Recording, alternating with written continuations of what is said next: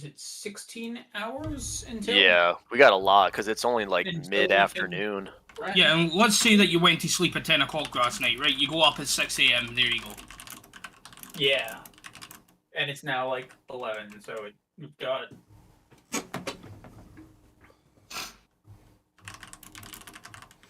So, temporary solution, because bots are down, rhythm, everything is down. I'm going to use this website I use with my friends to watch YouTube videos together. I'm just going to be pasting YouTube videos for the music videos. I hope it works with playlists. And I don't have to add it one by one. That would be ideal. I can actually test it out right now. Okay. And that will kind of be the music in the background. If you don't care for music in the background or put it on your own, you can also do that. Like, I'm gonna go ahead and just test this out real quick and be like, do I do this? Yes.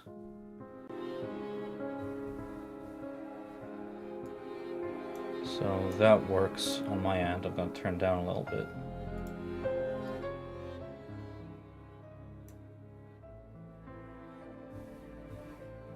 It's something. Yeah, it's playing on my end. Yeah, it should be it's working for playing for everybody the same. That's the whole point of the website. So I'll use that for music.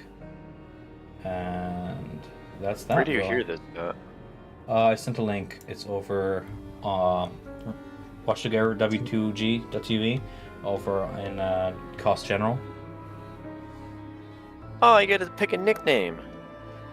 Doesn't really matter. I don't even have that window open on my end. I just paste the links and music will be playing, and hopefully. Oh, I know this website. I just had notes open and doing a video recording, whatever. I'll blur it out. Thankfully, YouTube has post-upload processing. I just had it open to I'm like, why is my face so white? And I look at my main screen, it's like all white page of notes, and I'm like.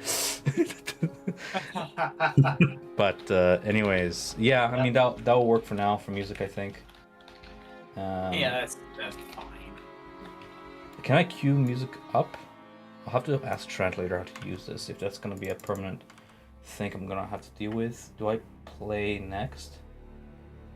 Or do I play now? Do I press play with this? Cuts right to it. Okay, whatever.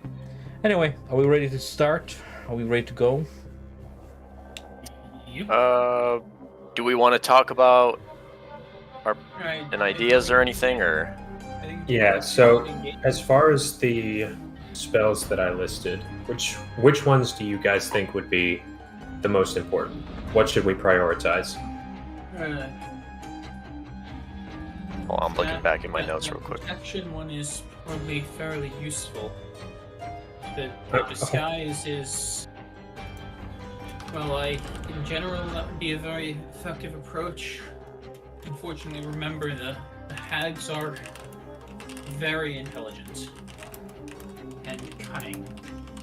So, as much as I would like to think that we can surprise them with it, I'm somewhat doubtful of that, unless other people have reason to believe that could be done. To paralyze a humanoid would be pretty good. Whole person. I was trying to explain it not in game terms. Yeah. I've been able to do that in the past. That was how we were able to take out. Yeah, the protection one, and I think the paralyze or the hold human one, or hold person would be pretty good. So, in character, has anyone researched hags to know what kind of creatures they are at all? Yes, we have researched hags. Right, I found this journal on them. They are evil fae. Okay.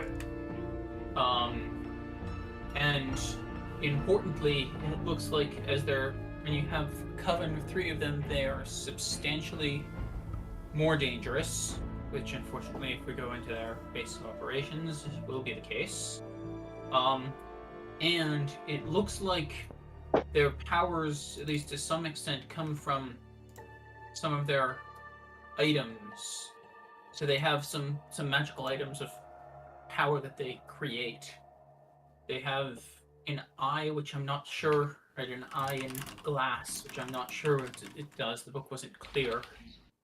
A bag that they fill with souls for as yet not fully known reasons, and a stone which seems to be able to cure disease, and they're depicted touching it when they go ethereal, which was our big problem last time.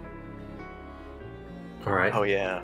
Well, then in that case, learning protection from evil and good would probably be worth the investment. Probably. So I think it certainly makes sense for us to basically go out and sell the loot from the Durst house, and then effectively put that into party funds and use that to supply some resources. Yeah, I was gonna say if we need any. I mean, this will be up to our characters though too, but we can always just dump it into like a loot pile for ourselves and just pull from what we need for each person, or we can just divvy it up and say like, here's your share, here's your share. Yeah. One of my friends used to call it like the kitty or something. I don't know if that was the normal term or not, but they would just put all their loot into just one thing. Yeah, kitty's a term. Well, it's basically a term we use in my country for a glass in a pub. You put money in the kitty and it buys a rounds of drinks. Yeah. Yeah. So, as of right now, like, I mean, I don't have. I've got some from before we came to Barovia. So I think I'm all tapped out of money. I don't like need anything though right now off the top of my head. Yeah. I have plenty of resources. I have 300 gold. So. Yeah, I've got some coin spare as well if people need it.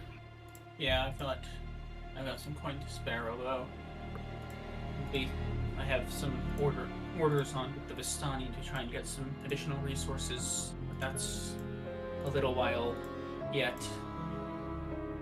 So I suppose the only other question is, does it make sense to not do a full long rest? Are we able to recover enough on just a short sleep before we head out? Just a short little thing. I don't think so. I think we're fairly exhausted, aren't we? If we face conflict, I feel we are pretty tap out, really. Yeah. Yeah, I'm pretty tapped on a lot of things. So with that, oh, go ahead. I'm gonna say in that case, we probably want to just do some things around town, try and get what we can that's not gonna put us in mortal peril done, and then head out in the morning and hope that we're not too late. Okay.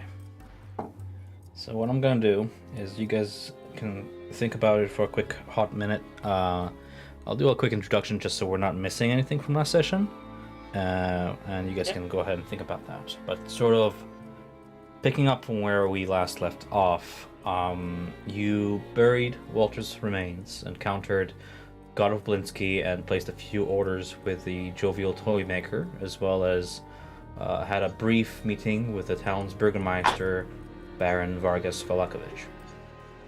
Having made the impression on the Baron that you opposed Strahd's supposed oppression, the Baron asked you to investigate Lady Fiona Watchter's home for any signs of indiscretions, conspiracy, heresy, and the like.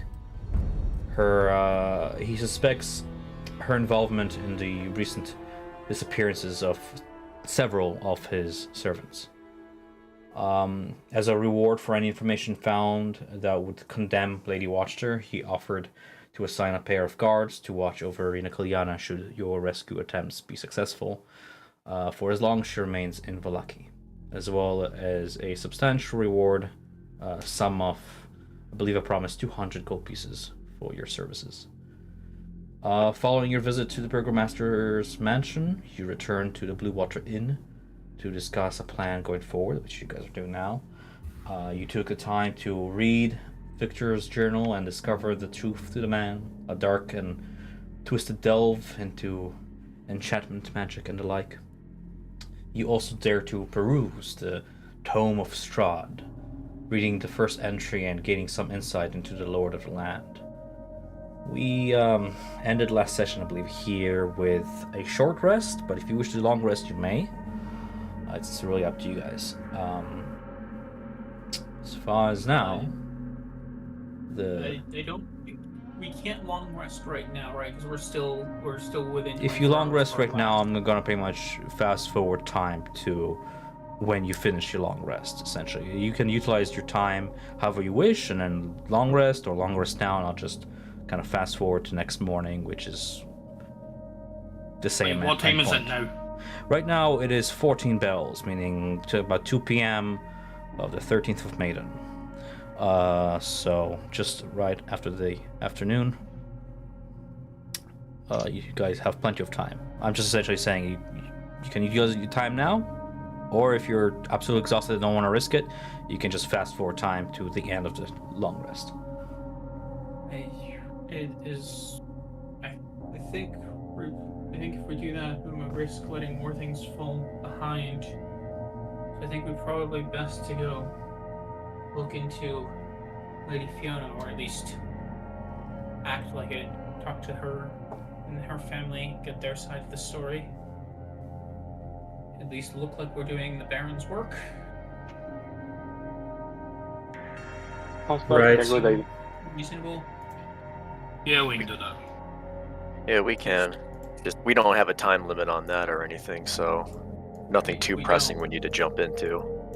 Yeah, but on the flip side, it's also in theory, we shouldn't get into any fights there. We're just talking. I'd rather get that done now than. What about delay. prep things? Like prep things that you want to do before tomorrow? Yeah, we can get some of that stuff done. I'm not sure I have much myself to do for that end. Basically the question is, right, do we want to go and talk to them there and we don't know what the hell will happen there, or do we want to focus on preparing for tomorrow? Because we might end up getting into a fight, and from what I'm guessing, you are all very tired. Yeah. Like quite spent. Yeah. So basically the question is, like, do we want to risk potentially getting into a fight if, well, The only thing is, Morganta is coming tonight, I think, not tomorrow. There's no reason for her to come. The bones were a tool. It's a way for her to get access to Irina. She has Irina now. Irina's the prize, not the bones. I say we just go into town, get rid of all the gear that we've accumulated, sell it, let Elias take his time to prep anything. If we ever want to do anything else, also if we need to ask Izek for help, that's also another task. Yeah, I suppose. So, I suppose the question is, I think Izek would be very useful in the combat with the hags, and given his obsession with dolls that look like Irina, I imagine he would be willing to go on a rescue mission for her. The question is, are we prepared to deal with the consequences? I personally, I think the five of us would be able to handle it. Izek might develop some sort of a stronger yearning for Irina, possibly, but it's really hard to say. Also, the issue is, by inviting him, we're also kind of handing her over to the mayor, the lord, or whatever you want to call him, because he wants us to deliver her. And he might see it as his duty to deliver her to him. Yeah, I do not trust that man whatsoever. So, I trust Izek to some extent. Or at least trust him to be what he is. The Baron? I wouldn't A brute? trust him at all. So I suppose if we're concerned that dealing with the Watchers is potentially dangerous, then just getting some prep work done is perfectly reasonable. And I'm all for that. We can always put it up for a vote too. No one can make one decision here for the rest of us. We all speak our own, minds and everything. So if we want to put it to a vote, we could. If we want to have Izek or not. Yeah. Hey, Yeah. Elias, what do you guys think? I I would like to for do- Izek, I say nay. Yeah, I believe he'd fight for Irina, but what he would do after that, I'm not sure. I vote for bringing Isaac with us.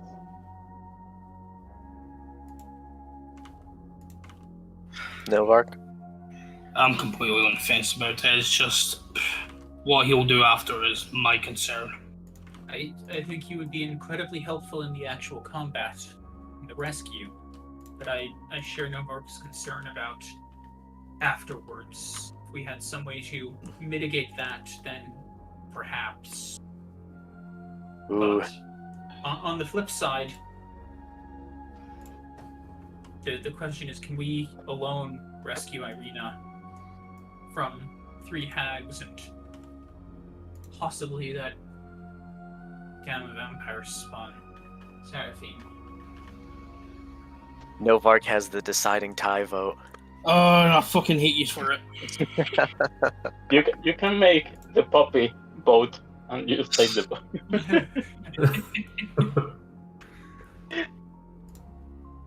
There's no one else that we can get help from. Like zero. Well, I suppose. the I wonder hunters. if. Well, only one of them is still alive, right? We lost.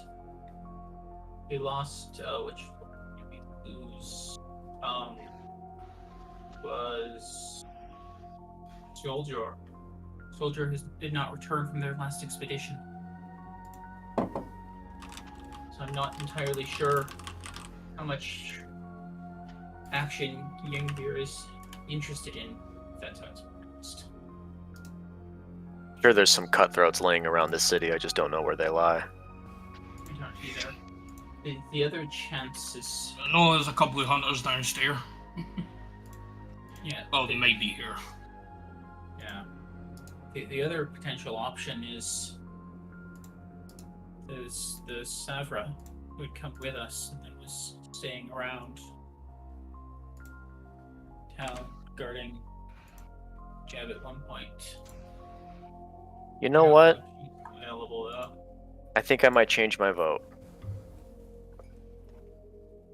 I think if we can, he could prove useful.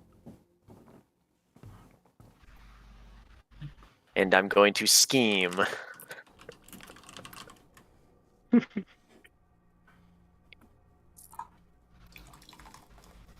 So It was 3J, 3J, 1 no, and 1 opposed. 1 in yeah, so it looks like it's 3-4, 1 against, and I've not decided, so either way, it was like.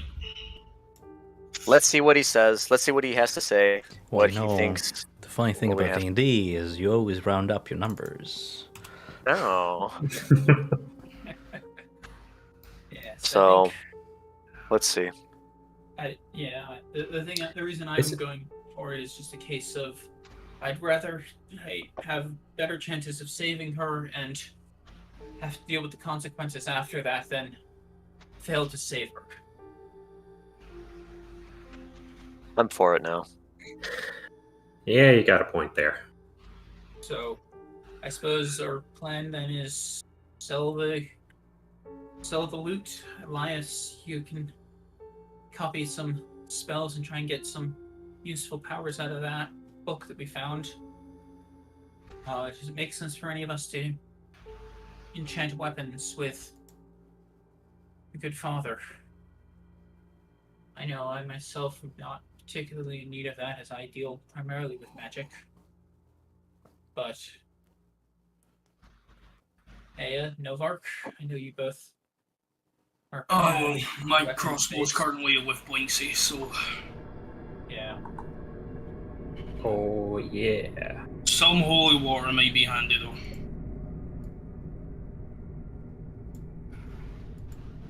Yeah. As you guys continue to formulate your plans, you hear the distant bells of St. Angel's Church ringing in the afternoon. 4 tabulating chimes that spook ravens into flight throughout the capital, one of them passing by your window.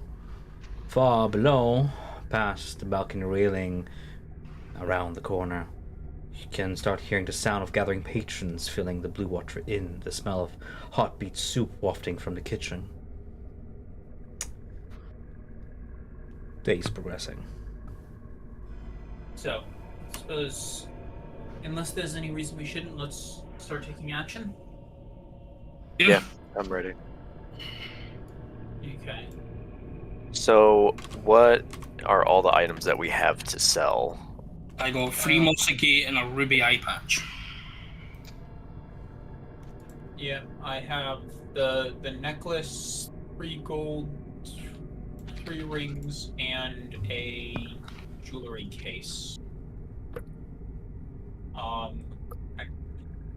we RPing shopping, or are we just doing sell things as at price? You can choose either. You can either RP heading out of the inn, and I can detail there's various shops around if anything piques your interest, or if you'd rather just cut straight to the chase, we can just say you exchange jewelry for gold and can get the adventuring gear, and we can just do the math real quick. It's really up to you guys. I'm personally up for the second option, just getting the gold for it, but it's up to you guys. I can go either way. Usually I RP shopkeepers and kind of expand the city throughout RP chat more than in session, just because most people don't like sitting there like for, half an hour of just shopping. So Yeah. So I'm for that. I'm in agreement. We don't really need to do that. So if we sell the stuff that I've gotten for the prices that you had provided, 25. That's 900 gold. Yeah, I kind of mind the prices you give for this stuff. I trust that you can manage your own inventories. Yeah, because that. Yeah, I've got the objects, but I don't have the prices. I'll scroll up then. What was it? I can literally look it up and tell you. Ruby eye patch and the Mossagate. Each Mossagate is 10 gold pieces. The ruby eye patch is, the ruby itself is 50 gold pieces. The eye patch is coppers. Really useless without it. But the ruby itself, being a spell component, is 50 gold pieces. Alright. And just hand over it, just to sell all and then just bundle it with anyone. Fair enough. You guys want me to describe the developments around the inn as you guys are heading out and to do this, or? It's a dynamic world after all. I'd be interested in the patrons at the inn who are in the. Sure. Just taking a quick gander, if you will, from as you head out of this room that you're in. If you were to do so from across the second floor balcony, you would see Rictavio here, the colorfully dressed bard in his cavalier hat. He seems to be resting, leaning upon the railing. He has an open book in one hand and a feathered pen in the other. Seems to be scribbling something into the journal. His hat's wide brim obscures his face, save for a pensive smile, and he seems to be studying the gathering crowd below, same as you. You see one of the many ravens flutter down onto Rictavio's shoulder, and Rictavio doesn't even lift his gaze as he very casually hands the bird a silver and an electrum coin, which the raven takes in its beak, flies down, and passes on to Danica, the barkeep.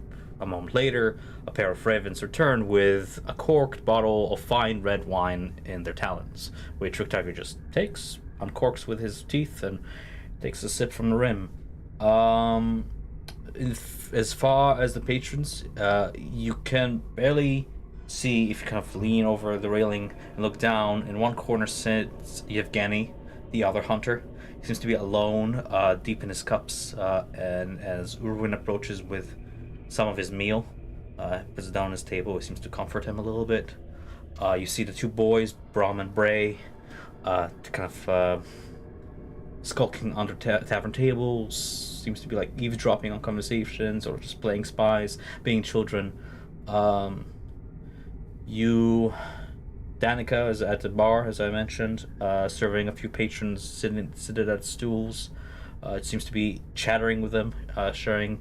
They share a few bits of gossip with her, but in a hushed tone, so it's kind of hard to hear from the upper balcony. There are a few other Barovians, a couple men sitting at a table doing the same thing mid-conversation, but again, if you're from the upper floor, it's hard to overhear over the general chatter of the entire room. The tavern is half full and is gathering crowd. 6-8 people so far. Men, women, Valakians seeking shelter from the dark. Well,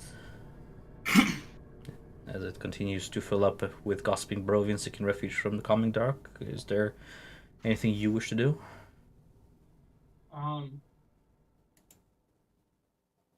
So,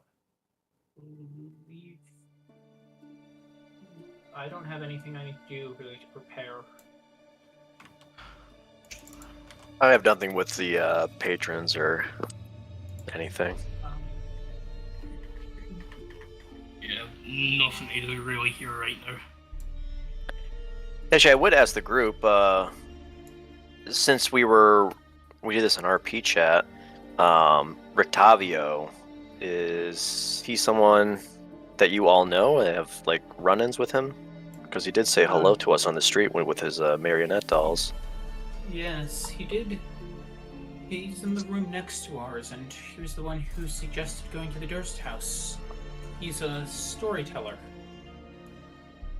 And he'd heard stories of the loot that was to be found there. He wants something from the house.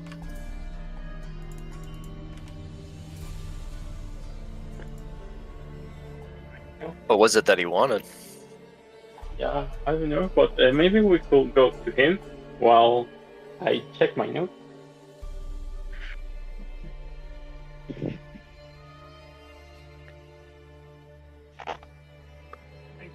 You can check your notes. I don't remember that, which is concerning. But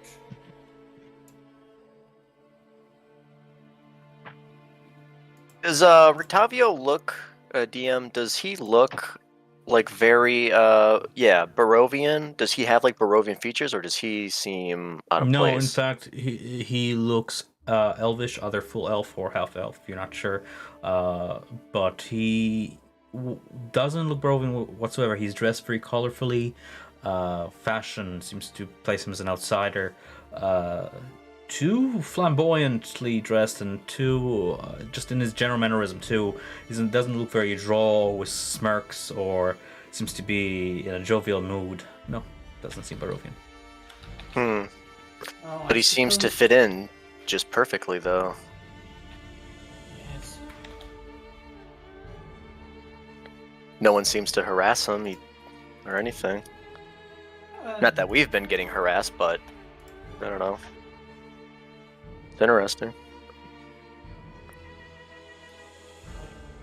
But Well,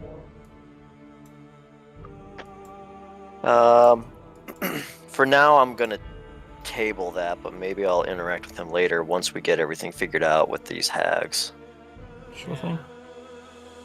Because we already talked to you. That's kind of the best information we have on the hags.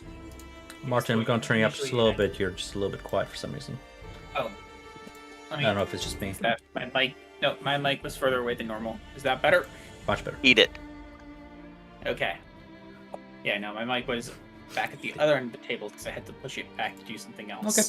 If you guys have too much on your plate right now and you wish to interact with people at a later time, you can just say that you head downstairs, head to the market, and get your purchases done. It's up to you.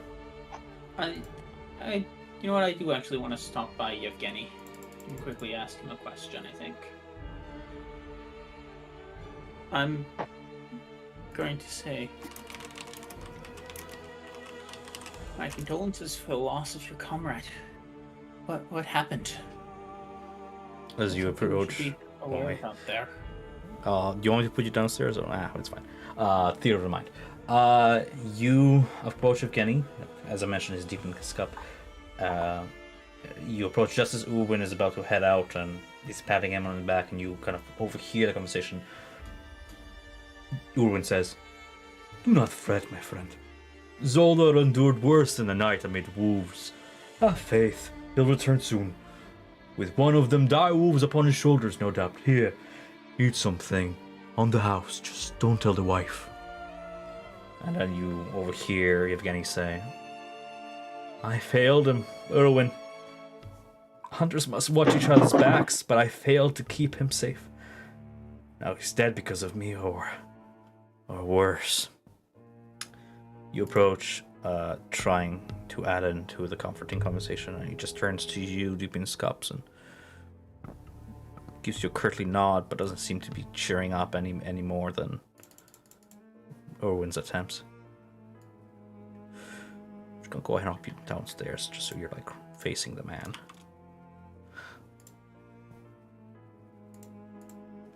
Heard your last encounter your last expedition had trouble. Those bloody woods to the west past the Lunar Ridge. Those beasts, humongous, largest I've ever seen. I faced dire wolves. I've hunted them, mounted their bloody heads on the walls. But those things, their eyes glowed an angry red in the dark.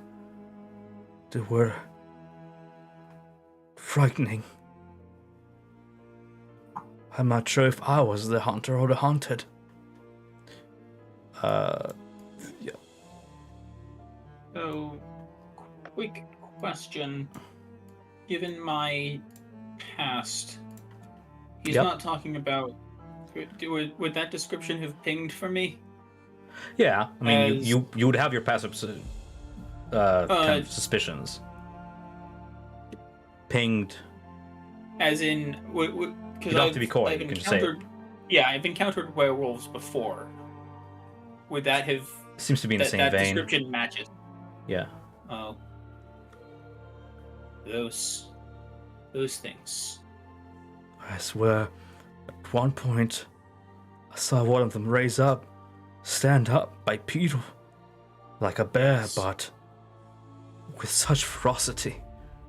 Bears you can frighten with fire, you can frighten with noise, but these things You cannot frighten those things. pursued us. They're as intelligent as anyone. We laid a barrage. We fought all we could at them, but nothing stopped them. I turned around, heard screams around me. I got out of there, and by the time I turned around, realized I've abandoned Zolda. It was already too late. I don't know if it's fate, but I only hope that death found him. I can only dread what else awaits him. Well, death is one thing that could await him. For those of you who There wishing to go are downstairs here. Other things. Those creatures sound like something I've encountered before. They're called werewolves, or the ones that are less bestial, or those that are kissed by Saloon. Kissed. It's I don't know if those things ever known love. Only They transform under the light of the moon. Saloon symbol. Some are intelligent and rational. Others give in to the beast entirely and become nothing more than monsters. Yevgeny looks at you, hearing that you have some knowledge about these things, with a mixture of hope as well as some fury in his eyes. I only care about one thing. Do the damn things die? Yes. they can. I have put down in the past, though it was no easy feat, and things went badly. Then I'll be seeing you when I venture back into those woods. I'm gonna get quite Yevgeny back. interested in going with you in Zolder. that. In the meantime, you should rest, and perhaps not get as drunk as you are. At least before we head out back into the woods at some point. I deal with my woes my way, friend. You deal with your woes your way. I drink to collect myself, and then I will collect the Understood. weapons to plunge them into their hearts.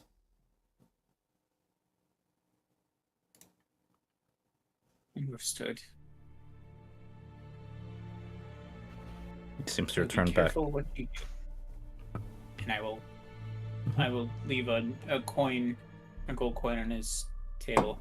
For some more drink. Man tells me to Let- stop let's drinking, stop. then supplies me more coin to I- drink. I didn't tell you to stop drinking. I said to stop drinking before you head out. The last thing you want to be when going after these things is drunk.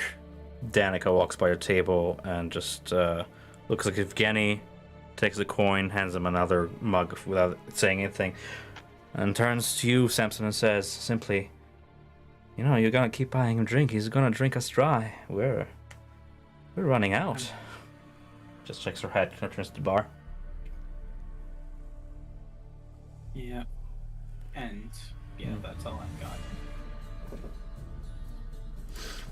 All right, neat. You're asking about how to Q move. Just click on your token, press Q, and it will put a little point, and move your token somewhere else. Press Q, and it will put another point, and you can move your token between those 2 points, and it will like trace. There you go. Like Samson Yeah. just For did. some reason, it's still not doing it. I hit Q. So if you have a mouse, just drag it with left click like normal, and anytime you right click while you're dragging it, it puts down a point.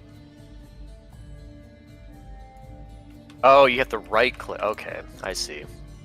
Yeah. It's left click for me. Right. Yeah, you did. Think that. It just shows me what path you're taking when you're walking. But yeah, with that, you know, for now, Yevgeny returns to his cups to drink to his sorrows. Danica, the barmaid, turns to you and says, "Can I get you guys anything? Anything at all?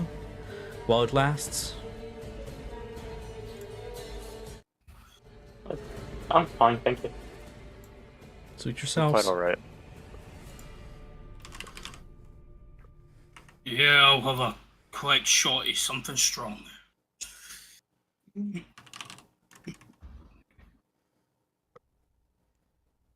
Wow. I'll go to speak with Rictavio. Anyone want to join? I will. Sure. I was still in conversation with Evan, so I will not be joining that conversation directly. It's up to you. Novark, Danica just nods towards you. Strong, you say? Well, let's see. I could spice up this wine with a little something that would put you off your stool. And she gets a bottle of red, pours you a mug, and then a couple drops of some clear liquid of whatever to make it strong enough for the likes of you. Just a little spirit. Just something to redden those cheeks of yours. How much that cost? Oh, speaking of costs, actually, I was meaning to talk to your fellow friends. Pass a message, will you? While we are grateful to share our hospitality and turn a blind eye to your little wolf friend there that you seem to be sneaking to your room at night, there is a matter of payment. I've made sure that the other rooms upstairs are available to you all should you require additional beds, as there seems to be more of you. But you may settle your tab of, let's see, 3 gold pieces with either myself or my husband. Just any time before you leave, that would be appreciated. Yeah, just reaches in and just what he gives her the free and then pays for the drink as well. There you Cheers. go. Cheers. Yeah. And that's to catch us up for now, yeah? And then we pay her later again. I was gonna walk over and hand 6 over. That should buy us a couple more days. Expect to be here for a little while longer. Oh, you're staying past the festival. I mean, I'll take payment in advance. That way you don't have to worry about it. Sure. For sure thing. All the while she speaks to you, you put the coins on the table and a little raven just kind of plucks them up and then flutters onto her shoulder and she puts up an arm to take up those coins.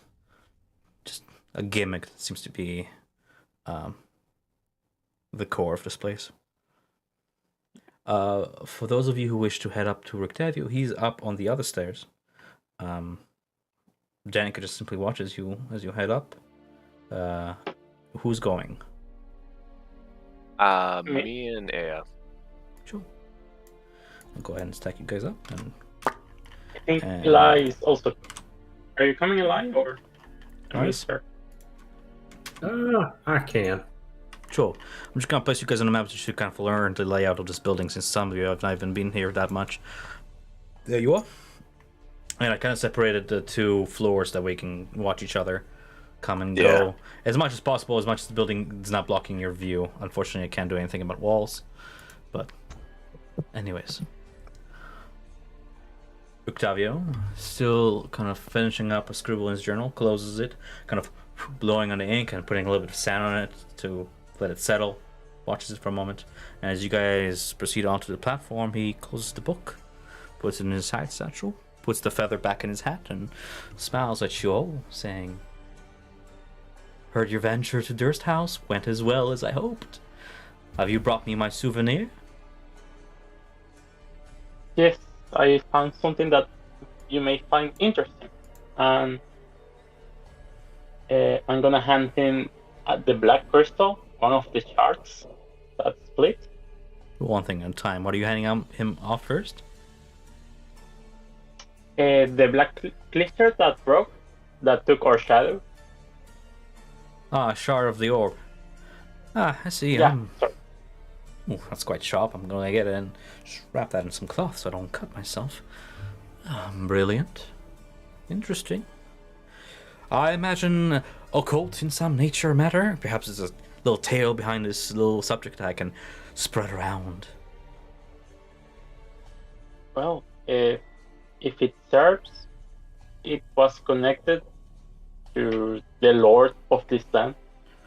Ah, a scrying sphere, or a piece of it, at least. Fascinating, fascinating. Ding, ding. Anything else? You got me. There. Puts in the satchel. I wanted to ask you, you helped us before with the Dorse house.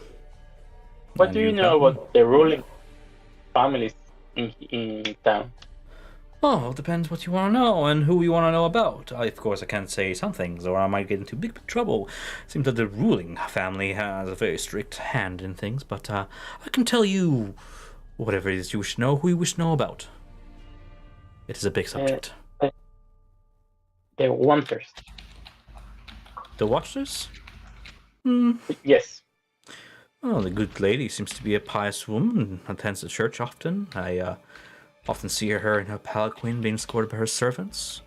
Seems to be coming from rich blood. Old money in the family, so to speak. Her sons seem to be spending most of it, drinking it away. Although her daughter showed some promise unto leading the family lineage, although I haven't seen her in quite some time. You can hear somebody typing in the background like, fucking... Yeah, I go on your keyboard as mechanical. More. Oh, you're good. I'll mute when I'm typing. Oh, you're fine. I mean, as for the lady herself, well, I mean, she is quite the charismatic woman. She seems to have quite a following indeed. If you would have a good ear and have a listen around town, you might even catch some of her acolytes, so to speak, preaching the word of a coming sun or something like that. I'm not sure. The coming of a new age. Fascinating stuff. I haven't been around for long enough to really look into them. My observations were more focused toward the Martikovs, but you know, there's one thing I wish for is that they had younglings, but unfortunately just the 3 children. The 2 elder brothers that spend most of their days in taverns, and the daughter I wonder what occurred to her. I heard she was to be wed to the Baron's son, but I'm not sure how well that arrangement has been going. He is quite a strange kid. I don't know, gives me the wrong vibe. Not only you. You can ask him specific questions and I'll try to answer from his perspective if you want. Just a very broad subject. Yeah, Tell me there more has about been Ruthless. a rumor that they are involved with the Lord of this land. I mean, everybody's involved with the Lord in one way or another. It is his land, after all. He is ever watching. But, I mean, he wasn't seen here in Vallaki for over 100 years. How involved can you be? Perhaps some show of enthusiasm toward his works. The man lived for many years, left behind many things to follow, one of which is now in my very saddle. Do you know how much coin some people are willing to buy this little piece that you gave me for? Collectors and such. I would imagine Madame Marchta will be one of them. Collector of relics and such. I wouldn't call it worship per se, but perhaps not fear, unlike the Valakoviches. In her words, I believe a servant of light mustn't fear the dark.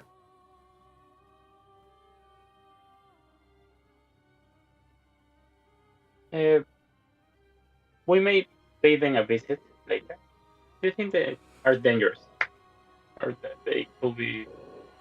Is the State Watch so dangerous? No, I've been there myself once or twice. The lady hosts quite a good dinner, I would say. Quite pleasant environment. Her two sons are a bit of brutes, a little dim-witted for my tastes, but the lady herself is quite a pleasant woman. I won't see any danger posed to you, nor would she want to harm outsiders.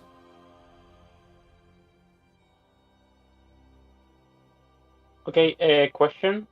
Answers. Do we have shadow? Or we're still shadowless? I don't see a shadow on you, friend. Which is actually quite concerning now that you mention it. But anybody can run afoul in these lands. I hope that whatever curses you is not contagious. Elias looks down to check if he has a shadow or not. Elias, you were in Durst House, so your shadow was still in as well, I believe, yes. I think all of you were in Durst House, yes. Yep. I think you might have lost it along the way. Huh. It seems like a fate trick of some kind. Well, if it lasts and you find yourself out of a job, nowhere else to venture, you are more than free to join my little circus venture. I'm sure plenty of people will pay good coin to see the Gang of No Shadows. I'll come up with a better name later.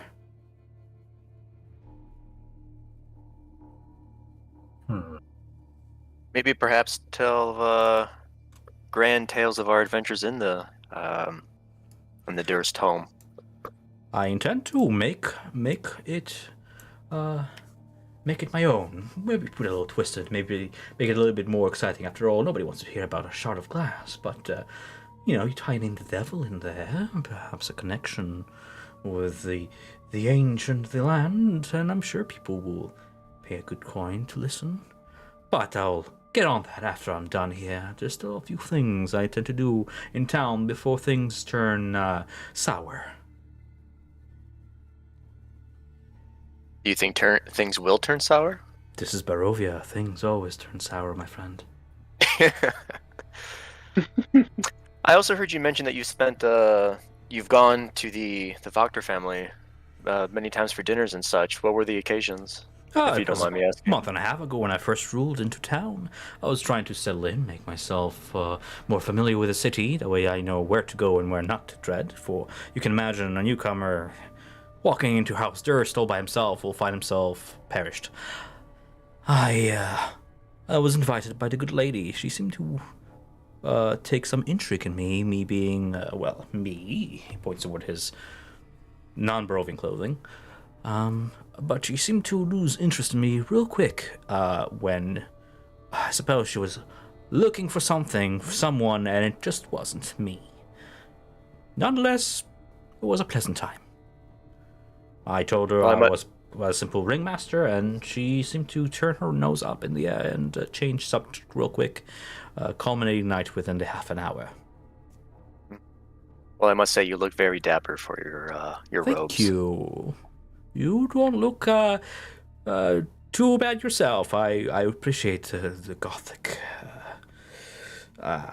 Can't seem to find the words. Aesthetic. That. But one other thing too. How long have you been here for in Barovia? How did you find your way here? Same way everybody finds their way here, traveling through the mists. I have my ways, of course. In and out. But, it was a short wagon trip. I want to insight him. What are you trying to insight for? So he is a ringmaster. From everything I'm putting together, he's a ringmaster. He went to the Voctors. It seems like he gets along pretty well, but just the way he is, like if he's being very bardic-like, his robes are different. I don't know. I just get a weird feeling like he's got an alternative like motive. Like he's mysterious. Suspecting him, I mean, he claims that he's like a ringmaster in search of like new actors. Kind of began regaling locals with tales of distant lands and stuff, and that's kind of what he's been doing. But what are you inciting him for exactly? Because insight check is not like a truth meter. Oh yeah. So well, I guess I wouldn't know this though. But does he have like a full circus here? Because he says he wants to leave before things go awry, meaning he would be leaving town. Or do I think he's trying to leave the actual land? You were not there when we went to the coffin makers, right? No. Aya was. Probably. Aya can tell you where they encountered his caravan. I won't say more because I want to be kept like party knowledge shared. Yeah, I don't want to give you. Okay. But the party did encounter his caravan, and they are stockyards on the east side of town. Party did not investigate it because we were like doing the coffin makers, but that's his caravan, and the rest you pretty much know about this guy as much as the rest of the party, really. Okay, well then I'll redact what I said. Okay, that's fine with me. Keep your suspicions if you want to. It's a good suspicions, but I am. You're right. I don't have enough to go off of right now. I didn't know that he actually he had an actual caravan. I thought he was just like, oh, I have a caravan and I'm just leaving. But I was gonna say like if he's leaving town or if he's like leaving Barovia. Oh, are you asking him? Yeah, I'll ask him that. Yeah, I don't. Where does he plan on I going? intend to leave Vallaki. I have a certain sense for these things. I'm not one for festivities, and I am not one to be forced into them either. So I intend to leave just before the festival in 2 days' time. But I'll be traveling around, and maybe I'll be seeing you, or maybe you'll be able to join me in my little carnival, or get to watch. Either way, I don't intend on sticking around here in this town, no, but I'll be close nearby. Perhaps. But I'm sure the roads are perilous for your journey. Do you have enough muscle? Sometimes wit is better than brawn. Okay. He seems rather confident that he'll be fine all by himself. No. Alright. I'm suspicious, but I don't have. I'm only glad he's triggering intrigue, because I don't. Yep. Okay. Just let that brew. I'm just gonna cut over to the other side of the party. Just kind of things develop. As Samson and Novark, as you two are sitting there by the bar, I don't have NPC tokens for commoners, but they're there. You catch a conversation between Danica and a lean-looking man that seems to have a fishing rod beside him on a stool and a very tattered patch of clothes that kind of hang off his clavicle very loosely. And he's leaning close to Danica, and you can kind of overhear this. I'm telling you, Danica, I saw what I saw. There I was, fetching some water by the lake, minding me own business, when a figure emerged on the other side of the lake. First I thought it was a deer, but then I looked, and I saw it, a man, hands raised above his head. I could hear his mad ravings across the water, and then boom! A flash of lightning streaked from his fingertips onto the water surface. I couldn't believe my eyes. I just stood there staring as the man retrieved dead fish from the waters and then just disappeared into the woods. I'm telling you, it's him. The Mad Mage of Mount Baratok. I thought Bruto was raving mad when he first told me about the first sighting. But I saw what I saw. I can only dreadfully imagine what all those months alone in the woods do to a man, poor soul. Danica just all the while cleans a glass and listens.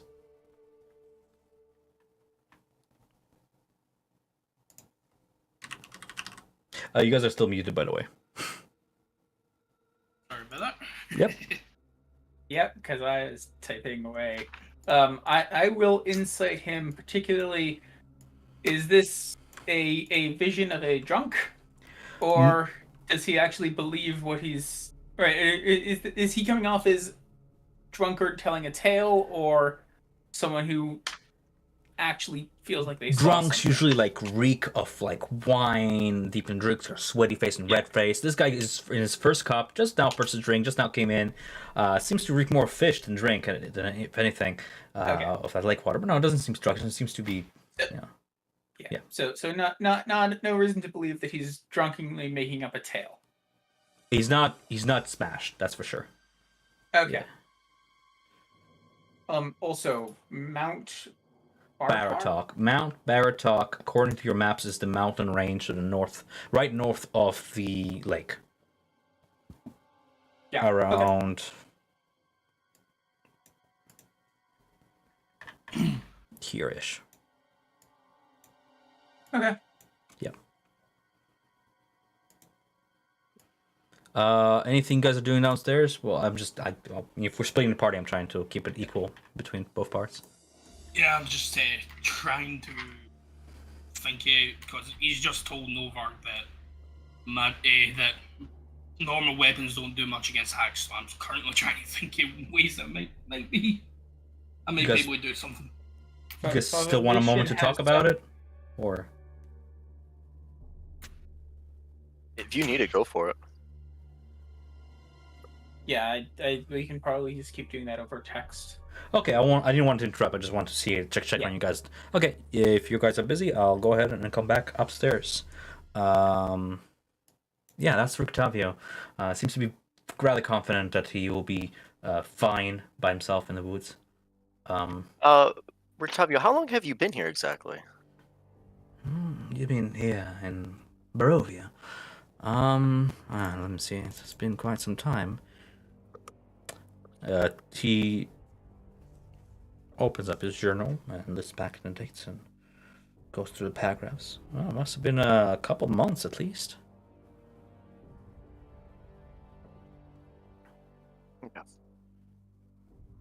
Now, did you get lost with your circus, or did you find them here? Oh, well, I mean, my traveling caravan and I mean, we're a dynamic group, ever-changing. I seem to be picking up people and dropping them off as I travel the lands, every time finding a new, collection, so to speak, and then leaving it behind to travel on to new things. My only true companion with me all these years was Piccolo, but alas, animals are not welcome in the inn, so I had to leave my little monkey buddy with a destitute friend of mine here in the city, the local toy maker. Blinsky. Yeah, that's the one.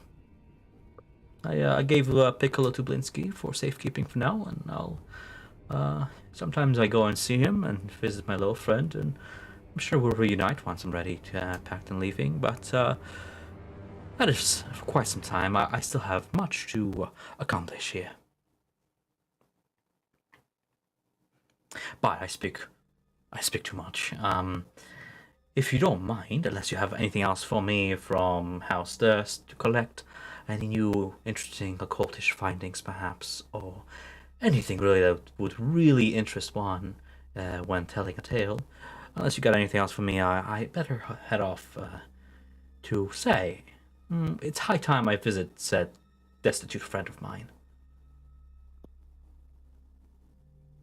I'm terribly sorry if I was taking up any of your time, or if I seemed like I was imposing or anything. But I don't blame you wish for the having best. questions to one such as I. After all, I am like a star among a endless black night sky. It is only naturally that you are drawn to someone such as I. Ooh. It's like a little quick eyes wide in there. Like, Yeah. okay. I have wanted nothing to else. ask. Sorry, continue.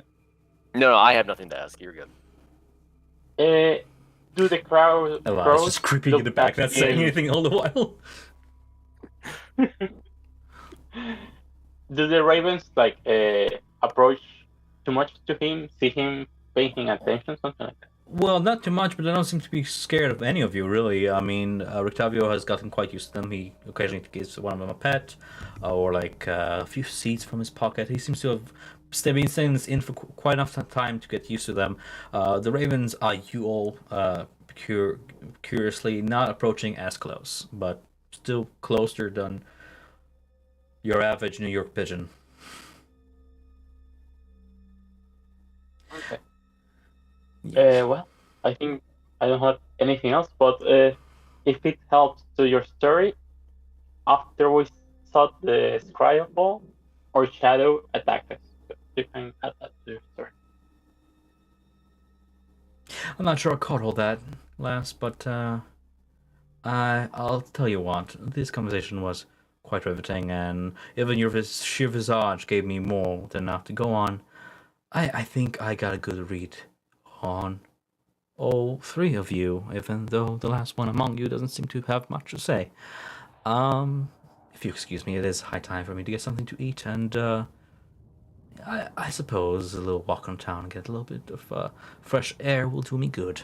If you excuse me, as he just proceeds past you with, well, unless you like put a hand on his chest, stop him, he'll just proceed downstairs. No.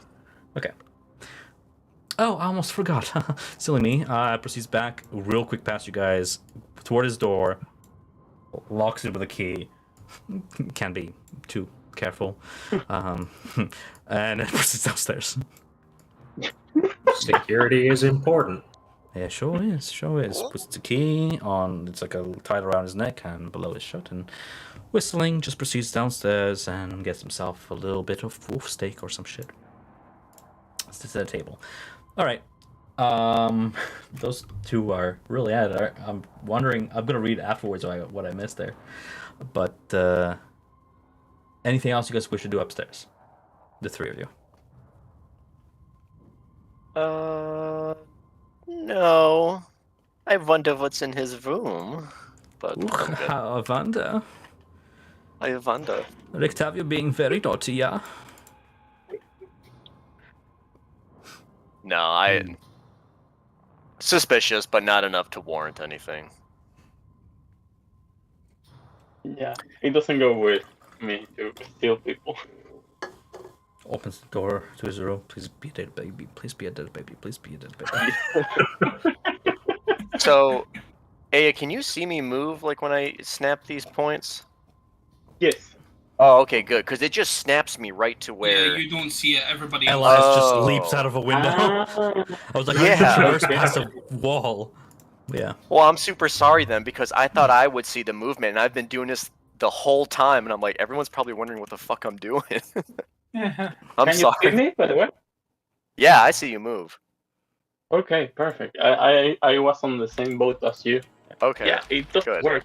Yeah, the movement doesn't show up until you actually like let go and it moves. Right. Okay. Alright. More people. I noticed. Yep. I noticed that he didn't actually answer my question. I noticed that too. Was it my fault or was it actually him being in character? What was your question? Uh, In so retrospect. Elias asked him, did he get lost with the members of his circus, or did he find them here? I did answer it. So he answered that whenever he leaves a place, he leaves his old group behind, travels to a new place, and gathers more people, mingles about in that place, leaves them behind, and travels to a new place. So when he got lost, entered Barovia, he was just by himself and his monkey Piccolo, according to what he says. And then he's just started been mingling around for the past 2 months. Okay. Yeah. I was just not too clear about that. My bad. Since we were close to him, are there major features that... Did he have more of a half-elf build or a full elf build? It is such a weird mixture. Hold on, I don't want to say too much. Hold on. Yeah. I don't want to say false things, rather. Not too much. Half elf. He has some human features to him, not full elf, not that angular face, but still some features. Yeah. Kind of, because you were like close to him, you can kind of gauge that half elf wise will be like somewhere in his 40s, 50s, half middle aged with a few creases around his eyes, and Okay. the closer you got to him, the more you kind of reclined back casually through conversation and just kind of like trying to keep his hat brim from just using the brim as a sort of like distancing Yeah. tool, because you mean like you're in his bubble sort of thing. Yeah. He won't like let you be like half Yeah. elf or like full elf. But yeah, half elf. Yeah. Okay. Yeah. Alright, I'm happy. You just happily like before a plate, chewing some wolf meat steak and nodding to you all as you go downstairs. Novark and Samson, you guys done? Or still need time there? I mean, tell us what you've been up to. Yeah, just basically being like, cause he said that the hags might not be vulnerable just to normal bolts. Just trying to think of a way to possibly have these things affect them, and I don't know if it would work, but pouring holy water in a bolt will do fuck all. It'll just pour off the whole. It'll just pour over the bolt and onto the ground. It'll do nothing. But what happens if he mixed it with, say, oil? It's a thicker substance, more likely to stay on the bolt. But I wouldn't know if that would dilute the holy water to where it'd do nothing. That's my only thing. Trying to follow you here. Yeah, This is basically trying to get holy water attached to a bolt to allow the bolt to do. Oh, you just dip it in the act of dipping a bolt to holy water makes it holy watered. Oh, alright, does it? I just thought it might be an issue. It won't stay there for like a day, but it will be there for the one shot. If you immediately follow it up, yeah. Yeah, but wouldn't that be hanged as a part of an action, like pouring bottle? Or would you... It's Yeah, that's... So good news is, and I think I've mentioned it before, is that your crossbow comes with a container just for that. It's a little container, so yeah. So on the butt. I thought that was something I needed to get. It's something that Blinsky made for you.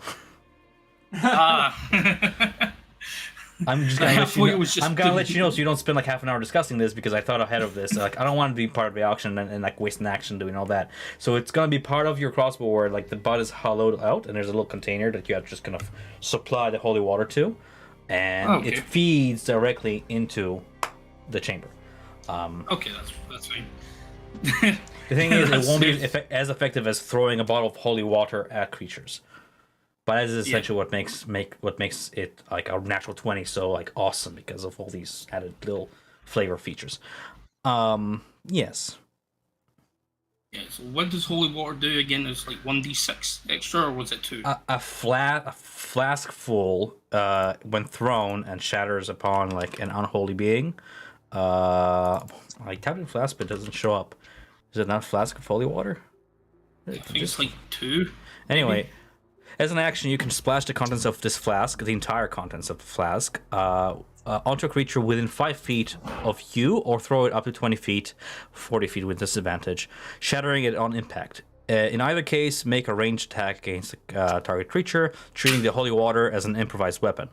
If the target is a fiend or undead, it takes 2d6 radiant damage. A cleric or paladin may create holy water by performing a special ritual. The ritual takes 1 hour to perform, uses 25 gold pieces worth of powdered silver, and requires the caster to expend a first level spell slot. So basically, if I were a bolt, it'd be like 1, because it's no. I would assume it's probably closer to it makes the bolt deal normal damage or something. Yeah, rather the latter, because radiant damage is. I'll think about it when it becomes relevant. How about that? It's kind of a case-by-case thing. It really is a case-by-case thing.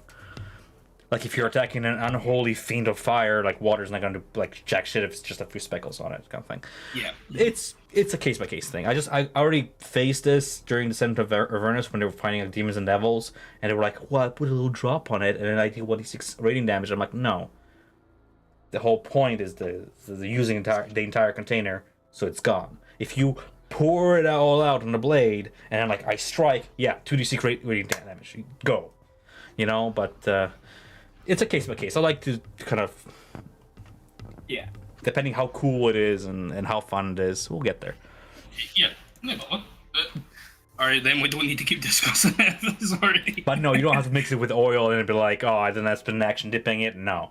I had a DM who made me, like, spend 3 actions to put soap on the floor, and ever since then I was like, yeah, action economy with objects should be, like, 1 action. That's it.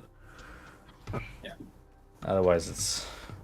Anyways, as you guys are discussing all of this at the bar, Danica keeps silent. She keeps on cleaning glasses, serving patrons as they come along. Doesn't say much, just listens.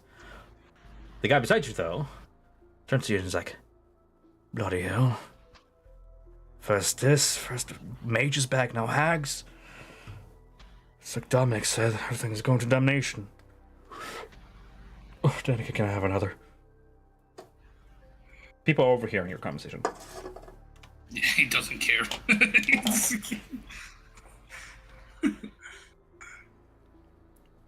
So at this point, we see the others come down the stairs. Yep. Well, Unless rule stealth. Please do. Well, I suppose we should probably head over and see how their conversation with Bertavia went.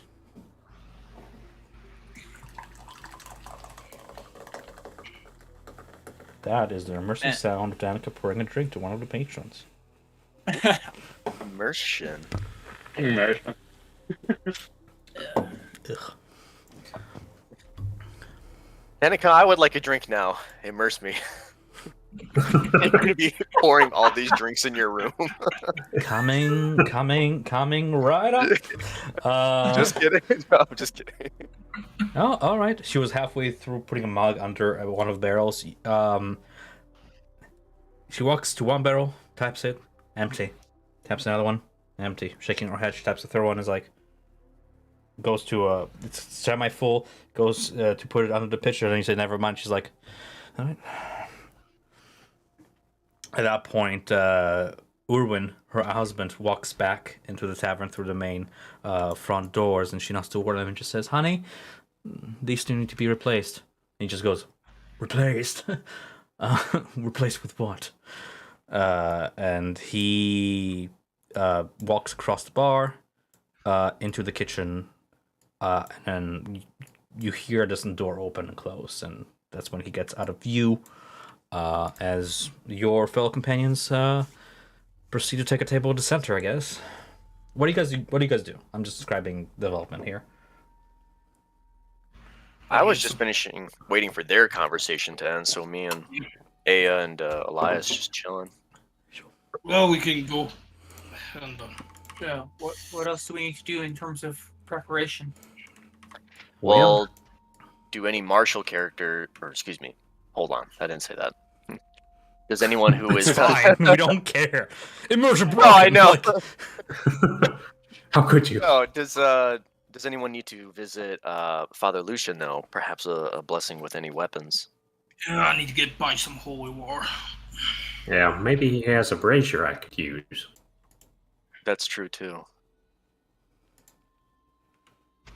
Also, I was going through my bag. I have some parchment paper. Would that help you at all, Elias? Oh, well, yeah, that would help. High I've quality got some of parchment my can be own sewn parchment. into a book. Oh, It- shit. yeah. It can. That's what I'm saying. It just says parchment. Is there a difference between parchment And Valium? then- No. Okay, I have just normal parchment I from. only care about Valium when it comes to spell scrolls. Because here's why. I'll quickly explain why. A wizard can decide what their spellbook is. It can be tattoos on your skin. It can be a spellbook. It can be whatever. Because of that, I don't put restrictions on what your spellbook is made from. Just like with incense, if it's made from paper and leather, it can burn. That's it. But I'm not like, oh, Valium, and like, you need this special ink or whatever. Unless you make a spell scroll, because that's an exception. Because that's an actual, like, game changer. That's it. I actually did take parchment with me. Mhm. I have for Elias. I have 5 sheets, so if you need anything, I have a few to spare. I'm gonna go even so far to say that will reduce the price you need to copy the spell down. Oh, well then I'll gladly take some off your hands. I have a total of 5. They're only half a gold, so however many you need. I'm gonna say, for expediency's sake, if you wish to just say I headed down to the market and come back to the inn, spend like an hour shopping for what I need and another hour here in the inn, kind of preparing the spells, do that. All that you can deduct 5 gold pieces from the total cost of like a first spell slot copy down, just for that parchment and stuff.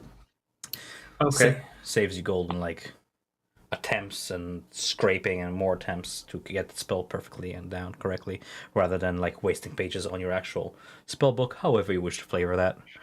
You can even flavor how your spell book looks like, because I freaking love that concept. It's really neat. Yeah, I think for as far as time constraints go, I'll probably just spend some money and time copying down Protection from Good and Evil, and then Hold Person.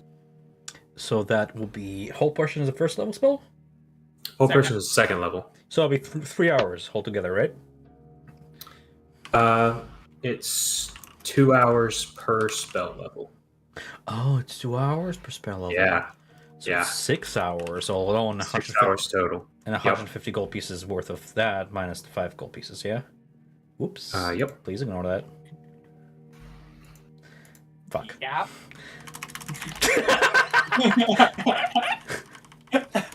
Don't worry about it. Don't you love that there's no way to edit the text thing? I knew that was gonna be the case too. That's fine, whatever.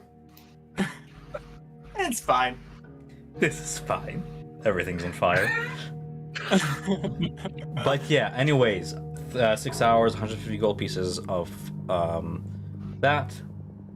As long as you have the resources, I can flip time. It will take you then.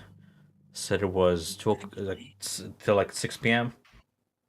No, I don't know how to do math. You said 8 p.m. Yes. Plus, if I'm summoning my familiar, that'll take another hour plus the 10 minutes for the ritual casting. Okay, so 21 bells, meaning 9 p.m. Until Elias is done with all that. So you're gonna do that in the meantime? Yes, I think Okay. that's what Elias will be working on. Sure. While Elias is doing that, the rest of you, how do you wish to spend those 9 hours? However time that was, sorry. With Izek, right? So we're gonna try and get him Yeah. to come with us. Sure. were you guys?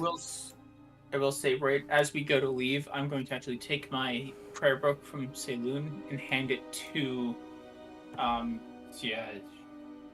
Yevgeny. Flipped to a page that talks about those that were kissed by Salem. I mean, Just to with read. one eye half open, he takes a look at it, and at first you just think I'll like, want that "Oh, back this at some man point. is too drunk to read or whatever." But you leave him with the book, turning around, you just hear him murmur, "Know thine enemy," and you actually see him open the book and begin studying it with a furrow. I mean, it doesn't have all that much information, probably, but it has some description of at A least. man that they're looking not for the all promise evil. of what he's seeking is as determined as a man who doesn't know that it doesn't have enough information in it, but yes. Yes, and importantly, it also shows that they're not all evil and bad. This sounds to me like something that we can RP later or something that's good potential, or we'll see if we get to it. Yeah. My intention with it was to basically leave it there, set the thing going, and then later on when we come back to it, have planted seeds in his mind to deal with later. Sure thing. All right. Where to?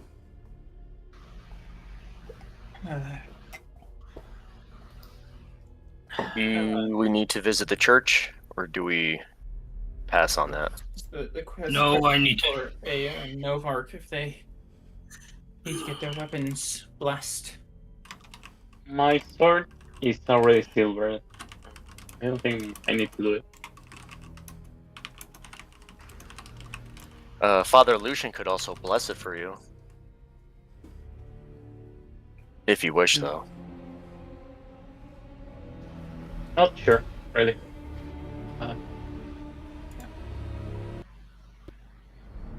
So I suppose we should probably head to the market, to the main square. That's where you can expect Izek to be.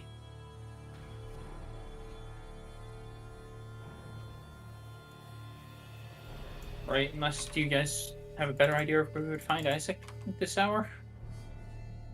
Nope, he's probably standing next to the things in the main square, probably. Yeah, let's head over there. Sure. I'm going to put you guys there in just a moment. I just want to put on some ambiance. You know, the thing that irks me about this website is that played soundtracks don't disappear. So if I do this, does it play it? It does. Awesome. Poggers. Okay. You all save Elias, who's going about the market. I mean, Elias, you can come with the party because you're heading in the same direction for this first part, and I can't say it for the rest of that. You go back to the inn to do your wizard work. You want to do that? Just so you're not missing out? Yeah. Sure. Yeah, let's do that. So the town square is about yonder. As the afternoon sun continues west, you see angry storm clouds gather above, pitching the town streets into this dim light. Rain light, as Matt Mercer likes to call it. A few trickle of water drops drop here and there, forming ripples upon street side pools of water. Puddles, I couldn't find a word for puddles. A center stage was erected by the stone fountain in the town square. It seems to be decorated with like these limp, tattered garlands of dead flowers. Preparations for the festival are nearly finished, as most continue past the stocks, not daring to look at those poor souls locked in the wooden frames. The poor and the sick crowd here. Some have pitched a small sector for themselves, whereupon rows upon rows of tents shelter them from the coming rain. A man, dressed in tattered robe, stands upon a wooden box, and even from here you can hear his preaching. A jeering crowd gathers around him as he continues on to say, "Servants of the light, rejoice, for we mustn't fear the dark. The coming of the sun is upon us, fellow denizens. It is as it was foretold by our good lady of the house watcher. Outsiders walk among us, foreigners to this land. They are the hooded ones, the strangers whose arrival will mark a new age within Valaki's walls. They bring ruin and then renewal with them. A purge upon this land like no other. In the hands of the healer, there is purifying flame. When the ruin has finished, and the land has been torn asunder, the sword of the outsider will shed silent light on Vallaki yet again. Join us in praise for this new dawn, a new order.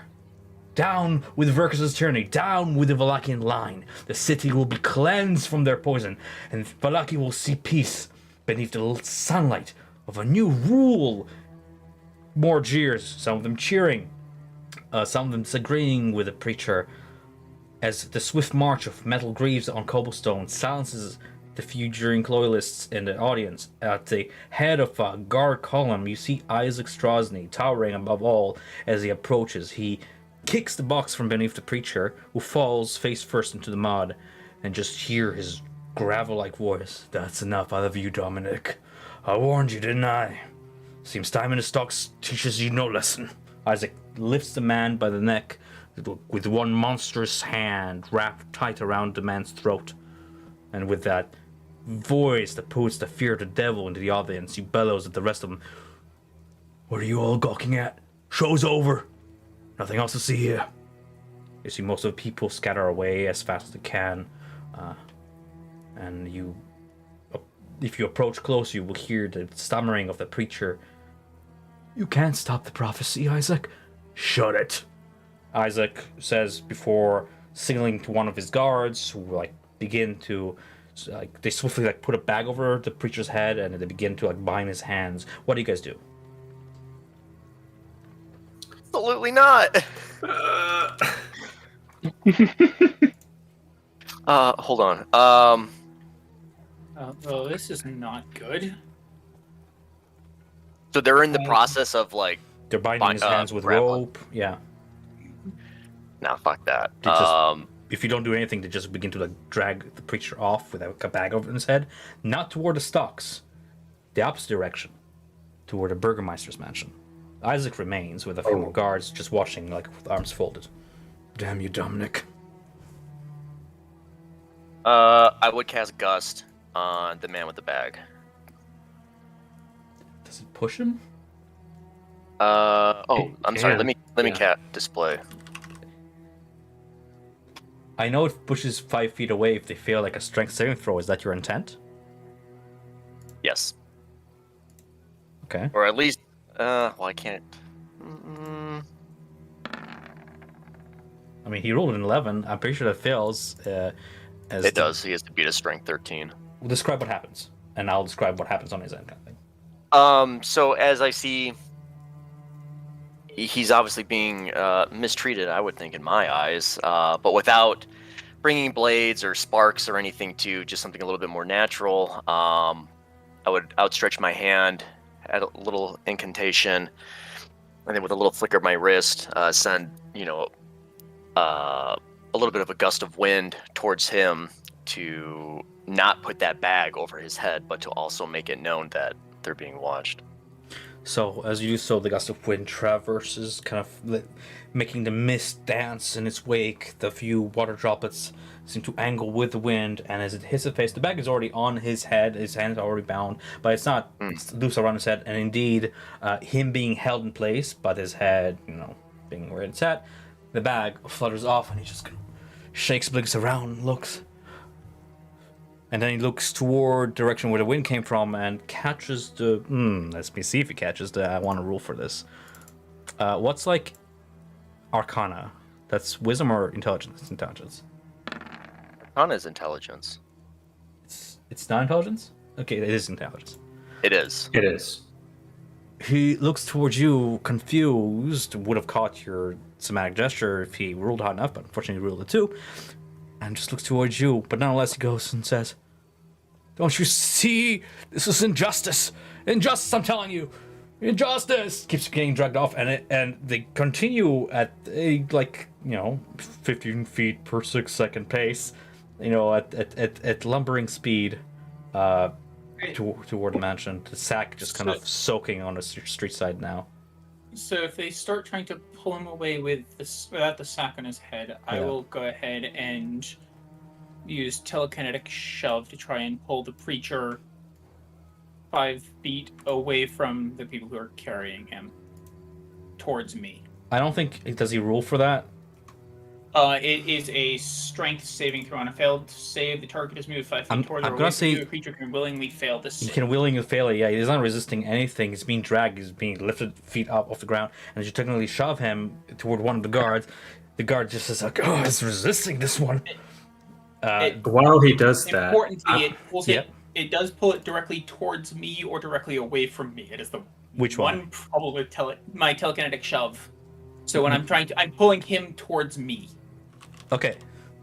I was kind of assuming that the guards were on either side of him, kind of holding him by the arms. Yeah, I'm doing that right now. I'm just spawning the guards.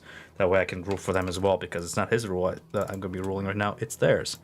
Yeah, they probably get a chance to try and stop him. No, being you see, your technical shoves him. He emits a little "ooh" sound as he shoved onto the cobblestone. The guards looking around is like, "He's freed! Grab him!"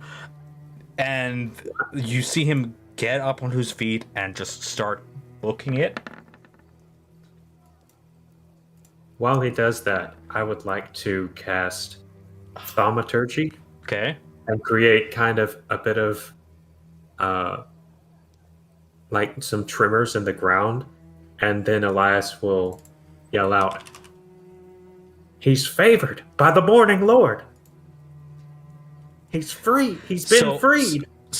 So first things first, because you're doing all that help toward him, thaumaturgy, gust of wind, all that, he's going to roll with that to 17, piece of 15. He manages to dexterously get up and just get out of reach of the guards as he begins to book it, melding with the crowd, disappearing into the crowd, and if you don't follow him, he's going to just try to like hide and stay there, distancing him from guards as some of them begin their pursuit but are being slowed by the town's crowd. I will put my hand on Elias' shoulder and say, "Be quiet." Too late, unfortunately, as Izek turns towards you. And one last rule here. I wanted to try to follow. Thaumaturgy doesn't have any somatic components. Never mind. What? Hey, yeah, sorry, what? I want to try to follow the priest. Okay. If it can. Sure. I'm not gonna make you rule that.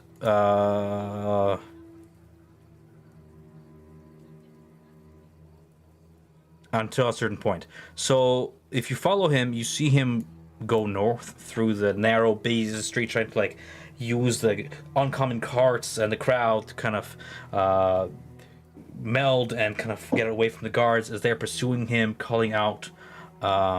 He gets distance. You see him come upon this intersection as he continues to run. Do you do anything all the while? Excuse me. I don't yell. I just try to catch up with him. Trying to catch up with him. I'll have you roll me like athletics if you don't mind. Sure. As you reach the intersection, he continues to run.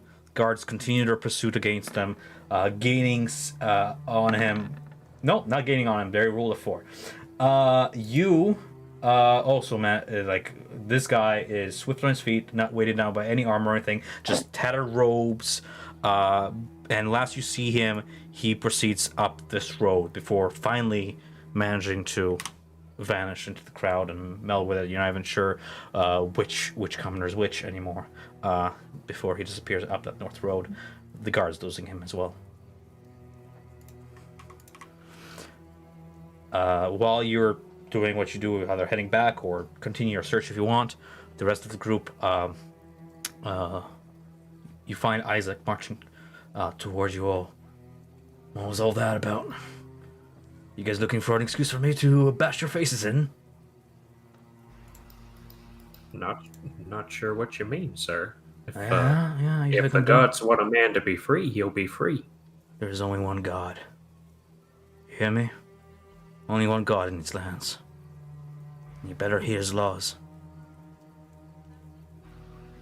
Don't get in the way of me again. I was about to ask a question about that. When you say there's only one God, where does this one fall? And I'll raise my shield a little bit, showing the symbol of Satan. and then lighting the shield up with light. Keep your parlor tricks.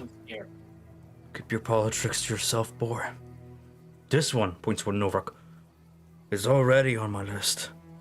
You don't want to be on that list. Trust me. Yes. Takes a look at your shield. You and Victor, cut from the same stone, aren't you? Delving into things you don't understand, or pretend you do.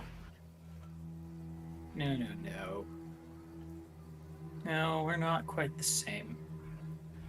Very different sources of our power. There's only one power, and you better remember that.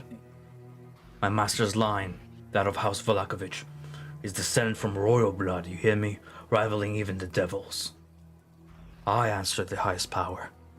So should you. You will learn the truth of it by keeping the Valakovich rule absolute. Valaki will find salvation. Its people will unite with hope and jubilation despite the efforts of the likes of you. And he looks toward Elias. Well, if it's your lord that you would like to make happy, we may have a proposition for you. You're on thin ice. Speak. We were considering, and so just out of character, Yep. we have agreed to invite Izek to find Irina. That was our discussion in the inn prior to coming downstairs. We had agreed to that. Okay. But after this, is this what we want to do now? Because that was some shady shit. Why do you think I just said I don't trust him back then? Yo, that's like being Gestapo right there. I'm glad I'm delivering the message. Unfortunately, we don't have a real chance to talk about this right now. Oh. It seems as if the times are changing now, Izek.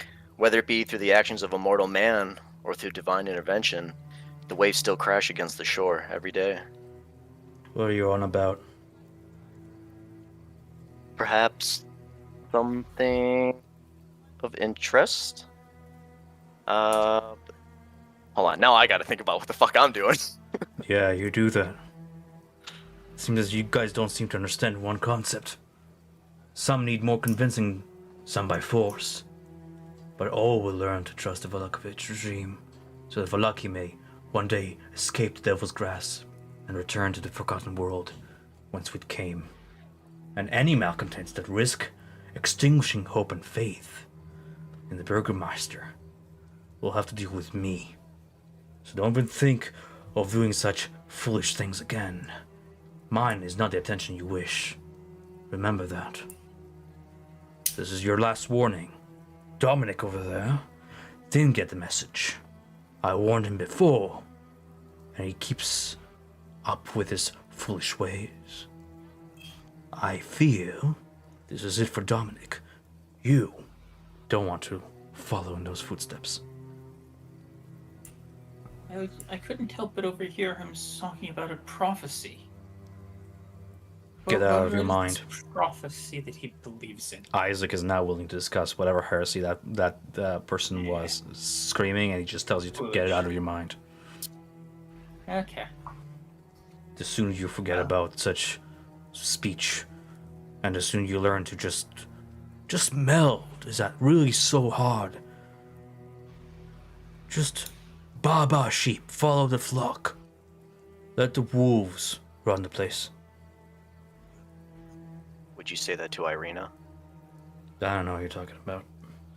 Just pulls out a short cigar and, from his coat pocket and brings it to his lips, very casually, just snapping two fingers on his gnarled hand. A tiny mote of fire ignites from one of his claw tips, which he uses to, light the shrewd cigar at one end, inhaling deeply.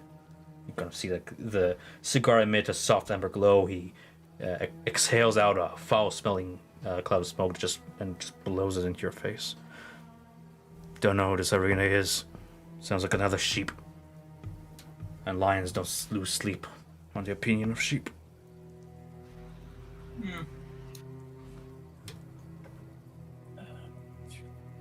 Doesn't seem to recognize the name or pretends like he doesn't.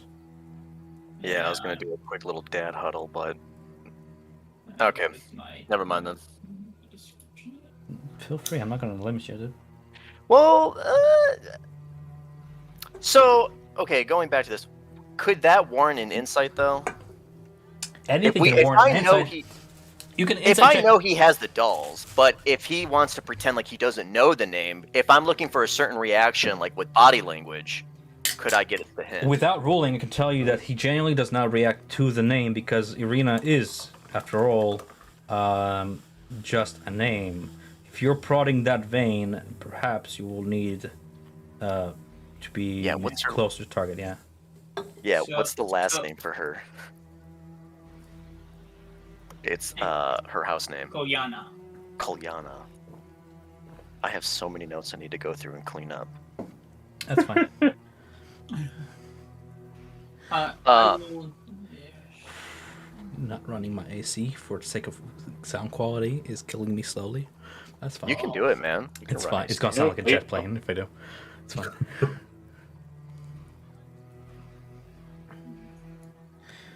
Okay, well then I'll just reprod. Not Irina Kalyana. Isn't that a friend of yours that came into town? No. You I speak think as you if I know. should care. I think you do care. I think you care very much. Why is that? He's saying amused now more than anything. Passively insight checking him with this conversation. Real quick, who was the one who found the dolls? All of you. You saw inside his room. all of us. Oh, we all. I thought it was just one person who got the look Yeah. into his room. I suppose that was probably Novark was the one who Yeah. saw that he had the Irina doll. I will go ahead and, because I'm a terrible person at remembering this and do not actually have it fully written down in my notes, I will describe Irina's appearance in detail. As you go on, kind of linking the name to the face, you hit a few key features, darkened skin, amber hair, very unique amber hair. He just hears that and he shoots you a look and goes, Yes. what do you know? And Turns she to was his guards and just goes yeah, you two. Find yourself something else to do. I don't care. Just make yourself scarce. Don't make me- Novar just kind of scratches his back. I don't know. I've only seen her one, but she was a bit of a doll. I can tell you that. Give me 2 seconds, he's knocking at my door. Go for it. Real quick, while we have the DM distracted, should we just say, hey, because he's loyal to the Burgomaster, okay? So Right. if we were to say, hey, Burgomaster, it looks like one of your henchmen is really falling for her. He's trying to take the spot of, your son's place. So we could possibly Potentially, blackmail I think him. I'm more leaning towards That's just flat up saying, well, we are going on a rescue mission at first light to go try and save her. yeah. Blackmailing somebody might be a little far for good aligned characters. We could let you know. It's chaotic. It's fine. A Yeah, little I agree. invested in If her. it's chaotic, you can do it. So Isaac just It's pretty goes, good. well, first you had my attention, but now you have my intrigue. Follow me. No, that was not a request. Follow me. And he just turns and he proceeds toward one of the more secluded alleys, so to speak. And you can see as he proceeds toward the alley, whether or not you follow him, it's nearby. You guys get a chance to talk about what you just talked about, that quick data huddle of yours. As he steps away, you can see him approach one of the crates in that alley that just has a scrape on it, the claw marks in an X formation left there by him. And as he reaches into the crate, a glass full of wine in his talons, uncorks it, takes a long dip, swig, finishing the entire bottle, tossing it, and then grabbing another, and just looks onto you and is like, No, that was not a request. Come to fuck over here. Okay, I as was we following slowly- directly. yeah, well, I'm lagging behind. But I am going to gather this. Okay, we could use that as leverage against him possibly in the future. If he forces our hand, but we can just tell him about our plan now. Yes, so... Yeah. Cool.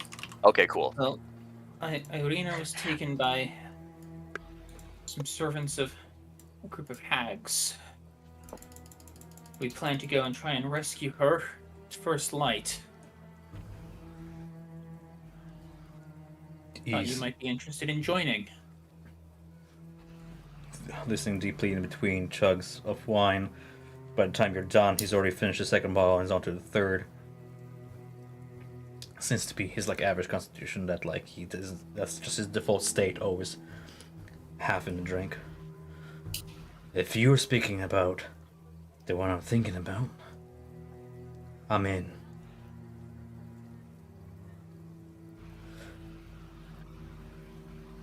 Well, that was You- easy. Yeah, I You wasn't seem to be- expecting that. It's only easy because we meet at an intersect. Meeting roads? Overlapping Intersection. goals. Whatever. Yes. I think we can all We've agree got some that common we'd interests. Very much like Irina to not be in the possession of a group of hags. Hmm. I think that's He's- at least a point we can all agree on. He's looking at the half-filled bottle in his hand, kind of sloshing the wine around, immersed in thought. At this point, the wine starting to take its effect. Do you know why I collect dolls? I would love Man. to know more. A man deals with his pains in different ways. You can mock me if you dare, but I tell you this, those who mocked me before didn't live long. Instead, you can listen. He sits. I have been inflicted by visions now. Nightmares. Reoccurring nightmares is what I would like to call them. You see, my sister and I, we were born in Valaki, raised by my father and uncle, and supposedly our mother. Though I didn't know her that much. Throws a bottle, fetches another one. In this nightmare, I relive a memory.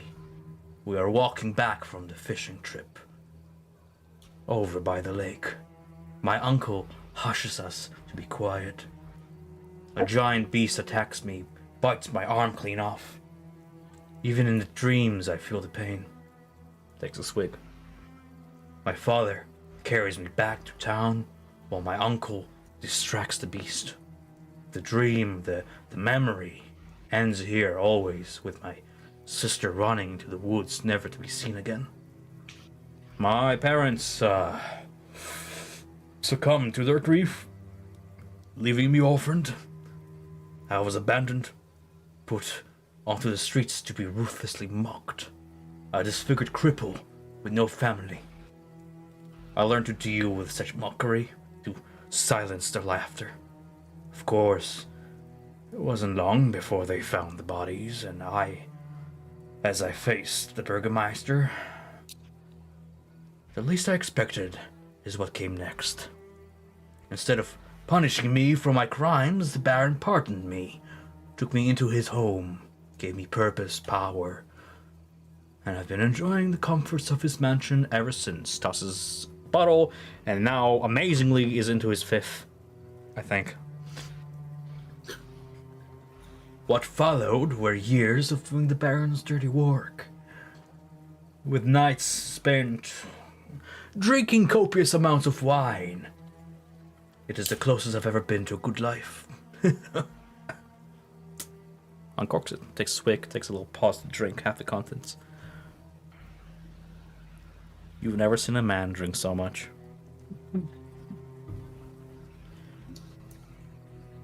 It seems, after a while, that the powers that may be have taken a liking to this new life as much as I have, by gifting me a new arm to replace that which I have lost.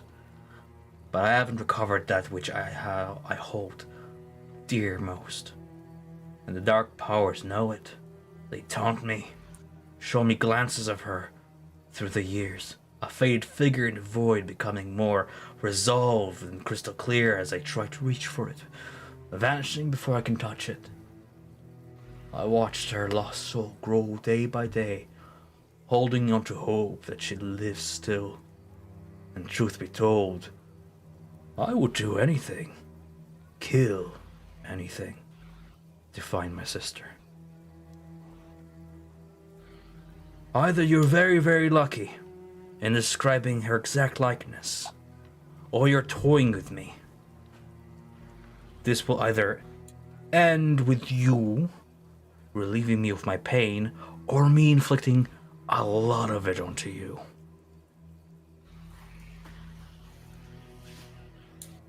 So, lead the way.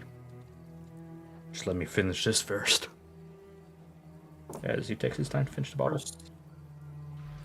No tricks or illusions here. Everything we said is the truth. But we leave that first light tomorrow morning. Hope to. We'll attack it. We attack at dawn. Yeah, hopefully get them. Close to morning, I need to visit Blinksy before we leave. Sounds good by me. I'll see you at first light. Oh, I got an axe to sharpen. Oh, you say... Gauge.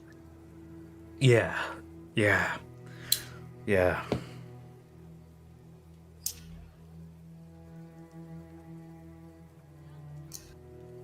Oh, he'll find you. Just by your inn window. Come here, what? This is the third floor. At this Here's time, Isaac. almost 8 o'clock. Does anybody need like a washroom break or anything? I have to. Yep. Any questions? I know I sometimes rush exposition a little bit for the sake of No, pacing. it was great. Okay, cool. I was just trying to write it all down very fast.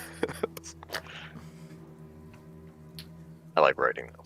Yep. With that, if Elias needs to go and do his wizard stuff, he can. Having all the shops are here in the town square to get what you need. And if anybody else needs to like get your weapons consecrated, you may do so. Essentially, how consecration works: you pay the money for the gold pieces to get that one-time blessing. Speak the prayer; it activates for the next hour. Yeah. So I think the easiest thing is from the loot that we sold, at least the loot that I grabbed, we sold was 900 gold. So I think that ends up being what, 180 a person. Split 5 ways. Oh no, wait, I gave you another 80 gold worth of stuff, ruby and 3 musket, so it's 980.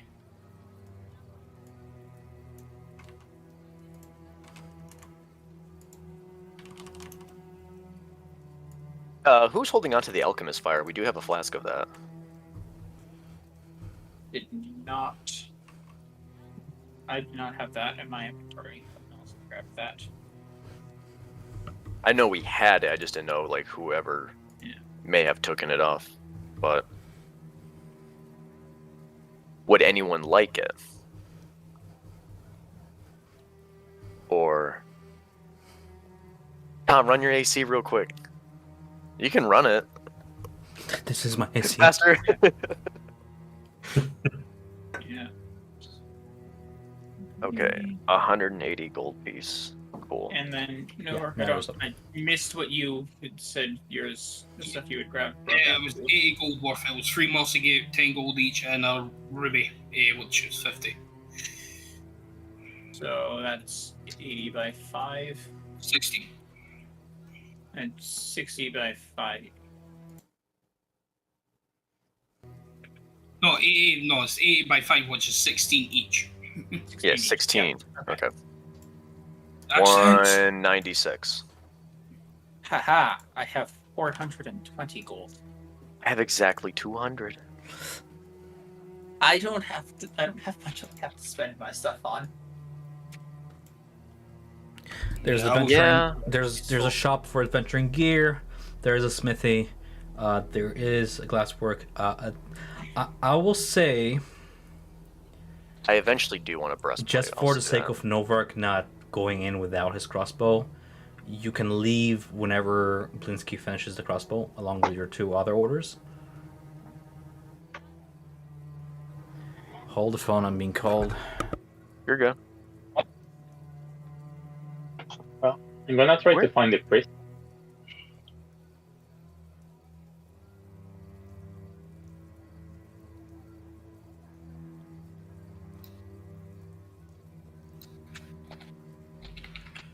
Damn, your boy's got money now. Or, I mean, your girl's got money.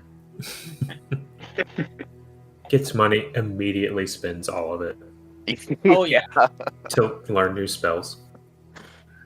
Yeah.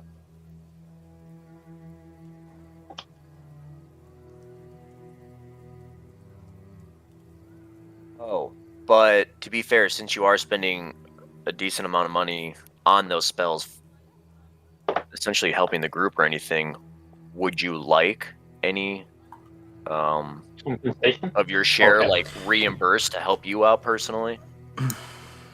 I think I'll be fine. If I run into like a desperate situation, then I'll probably ask the party for some extra funds. But And on my point, I don't care if you ask for my money. I feel like we need to survive as a group. Yes. Yeah. Yes. Survival is important. Yeah, I don't mind sharing anything. Just for our own, so we're each tracking gold and everything, or we can just put it all into one big pot. Both ways are fine by me. Yeah, I'm fine with whatever. Yeah. I don't think we even have a bag of holding right now for everyone, for one person to hold. We had a missed the potential chance to get something like that, except that the Durst house has crumbled. Yeah. I suppose in this kind of waiting time before we long rest, I would like to walk by the Durst house just to see if it's still in a crumbled state, or has anything changed from when we were last there. Since Walter's burial, it is as if it never stood there, just an empty plot of dead grass. Okay. It has swallowed itself, became rubble, and ever since you buried Walter, just turned to mist. Real estate. It's free real estate. Yo, the I was housing gonna- market right now. Don't mind the rats. They're sentient. And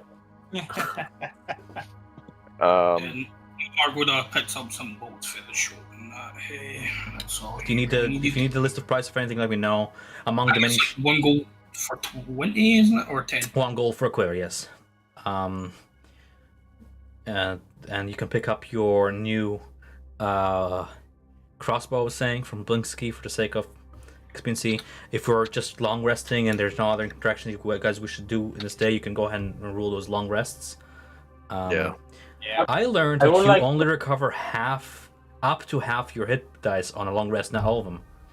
Yeah, I saw that post and I was like, no fucking way. I checked the PHP, that's the case, but I don't know why Roll20 just restarts you, or like even the Yeah. Beyond does that. Weird, right? yeah, Is Well. there a long rest button on Roll20 that I've... Yeah, No, on D&D Beyond there is. Oh, that's what I meant on D&D Yeah. Beyond. That's what I figured. And how much, if I was to pick up some flasky holy water, how much is it? Flask of holy water is 5 gold, I believe. Let me check. 25. Flask of holy water is 50. It's hold on, let me check. Just to be sure, I know what it does by heart. I've never had to look up. Or it's 25. It's 25 to craft it. It is 25 gold pieces on the market. It's half that crafted. Apparently. You 25 gold pieces if you want to buy one. The gold will go toward the church in donation to kind of develop the place. But yeah, one flask, 25 gold pieces. Okay, so base. Can I try to find Dominic? It will take you. Yeah, you can use your time to try and find Dominic. Off the bat, searching the streets close to where he was, you don't see him. Although you do spot a few more individual in those exact same robes. Dominic had a very distinctive face, very distinctive beard rather, that was kind of like wound up in a single, almost like a column, almost like a very thin cone. Does that make sense? Like one of those like Egyptian pharaoh beard that ends up with like a little fluff bush. Yeah. You don't see Dominic, but you do see a few of those individual in those robes coming in and out in groups of like 4 to 7 people out of Watchtower House. And then kind of like dwindling like away into their separate directions, entering homes, but they always seem to congregate around Watchtower House. A few times throughout the day, you catch more preachers with the same message of the coming sun, the outsider, the sword sundering the plains, and from the ruins rises a new rulership. The same kind of divine prophecy that they seem to be preaching. Most of them get shut down real quick. Izek, not among those arresting. Izek seems to be mysteriously occupied somewhere else. But yeah, indeed, guards come along and quickly shut that shit down. Okay, that's good enough for me. Okay. If you want to rule investigation to see if I can give you more, I can, but that's general, kind of most obvious without ruling details. Sure, why not? Alright. You find his exact house. Eventually, he does manage to show himself out from Watchtower House. Seems to be coming from the back and making a very short venture around this area from the back of... This is where Watchtower House is. I'm going to go ahead and put a little marker there, actually, for you guys, so you guys know what area I'm talking about in the future. Yes. And he makes his way all the way to this house over yonder. I'm gonna like mark with a little, what was the name? Dominic? So a little red D maybe. Yeah. Let's do like D for Dominic for now, and then I can do a better D than that. Dom. Yeah. Right. I have a text tool. I don't know why I'm drawing a D. Anyways. But yeah, that's that. You find his exact house. Okay. I'm going back to the party. I don't want to go alone. Maybe I get healed. So. Sure. Among the many shops of Valakai, some worthy of note that you kind of spot throughout this long rest, there is the Cracked Anvil. Seems to be a blacksmith owned by a man that you overhear his name, Dragomir. The Cracked Anvil, Dragomir. The man seems to be selling all types of functional pieces, including horseshoes, nails, hinges, spearheads, arrowheads, daggers, a few short swords and long swords here and there, and a whole matter of like an exhibit of custom weapons he makes for the right price.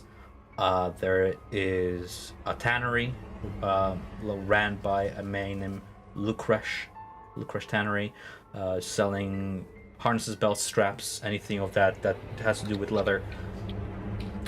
Endless Delight Clothier, ran by a triplet of siblings, Alec, Andre, and Alana, AAA. Endless Delight Clothier. Worthy of note because for the most part you can see servants of the high families often come in and out of that area, just making deliveries and kind of making purchases on behalf of their masters. Both bearing the Valakovich family crest, that of a bear, and is that correct? Yes. No. Valakoviches are wolves. Watchtower House family crest is a bear. There we go. So you can kind of tell which servants serve for which family. And there's also a wagon repair shop and an apothecary, but I just want to kind of throw those out there to know that they are in the town square. But that's about it. I won't throw any more details unless we go there specifically. Seems like we have other things on our plate anyways. Just for wondering, is there a magic shop that is obvious, or? The closest thing, no. Valakians are not known for their magic shops. In fact, makes you ponder where Victor got his stuff from. but there is an apothecary, which is the closest thing to magical healing.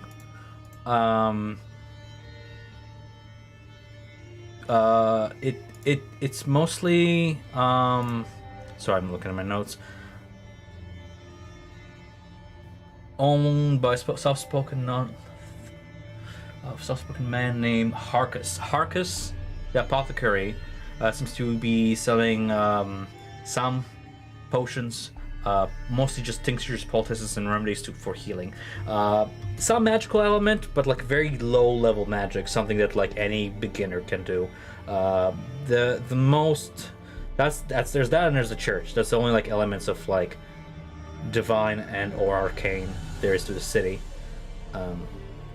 making you guys a high exception.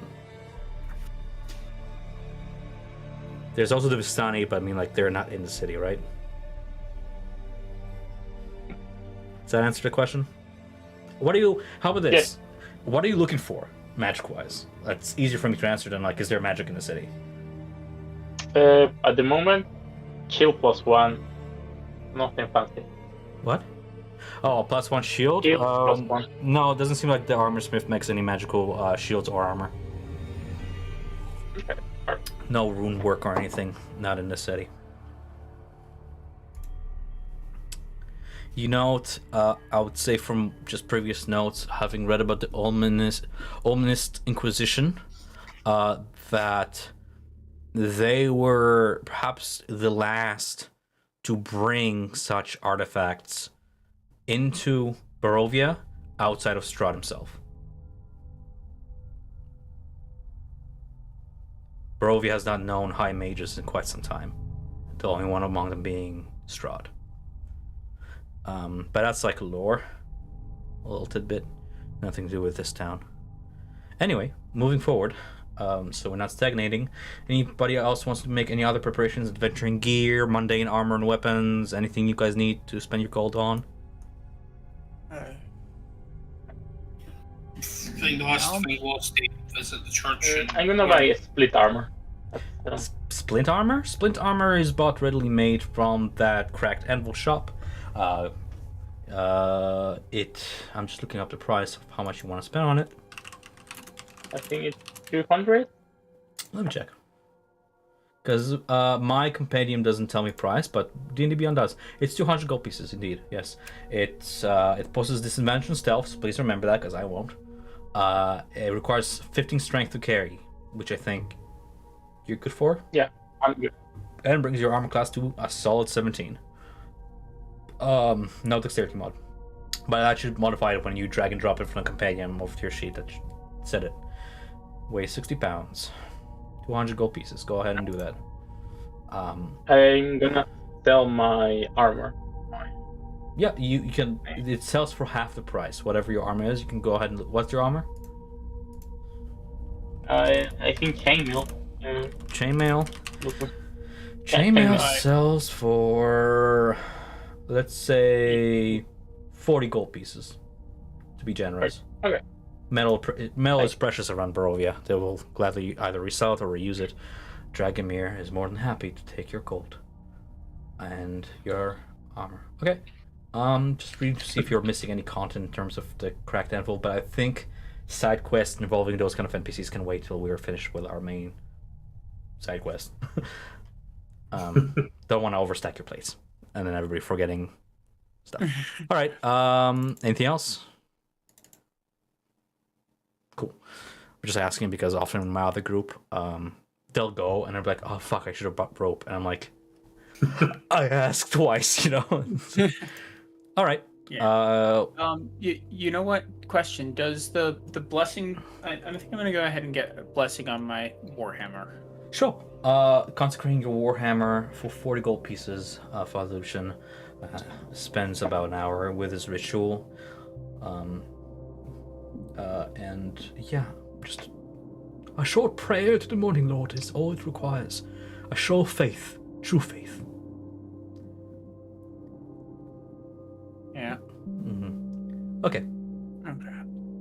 Better be safe than sorry.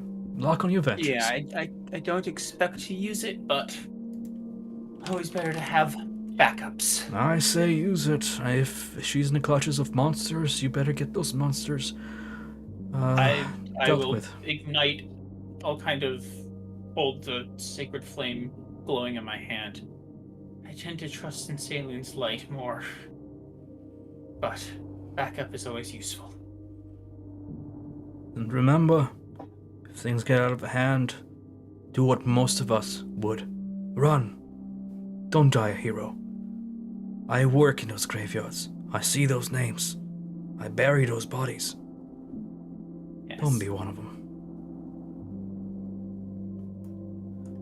Alright. Luck be with you. Dorime. Alright. That's always interesting in D&D when you're like, oh, he does a religious gesture, but it can't be a cross. Like, you know? Like a little sun gesture or something like that. We have to come up with like what's like a morning lord gesture, you know. This was the gesture of prayer last time I ran this campaign. Everybody was doing this at the table. It was cool. Butterfly. Yeah, it was like a rising sunrise or something. It was nice.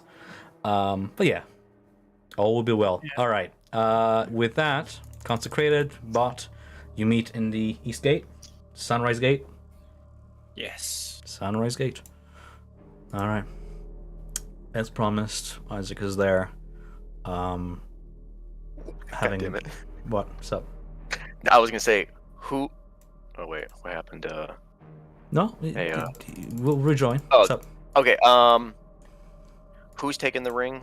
Samson, you have it. I have that right now. Okay. I was just asking who had it. Okay, just making sure. Yeah. I'm good. Why is he semi-transparent? Is it me? Oh, that's so weird. Never noticed that. Anyways. Yeah. So, with that in mind, close that. Don't need to do that. Just skipping ahead in my notes because there's like, what if they want to check out the Watchers before they go kind of thing. So I'm gonna go ahead and skip that for now. There it is. Rescue Arena.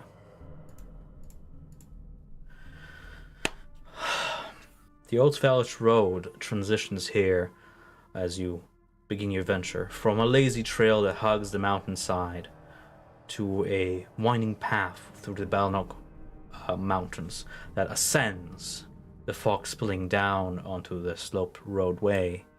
Who is leading ahead of the column? What's the marching order, essentially, is what I'm asking. I'll go first. Yeah. I suppose Samson will go second. I'll go third. Go fourth.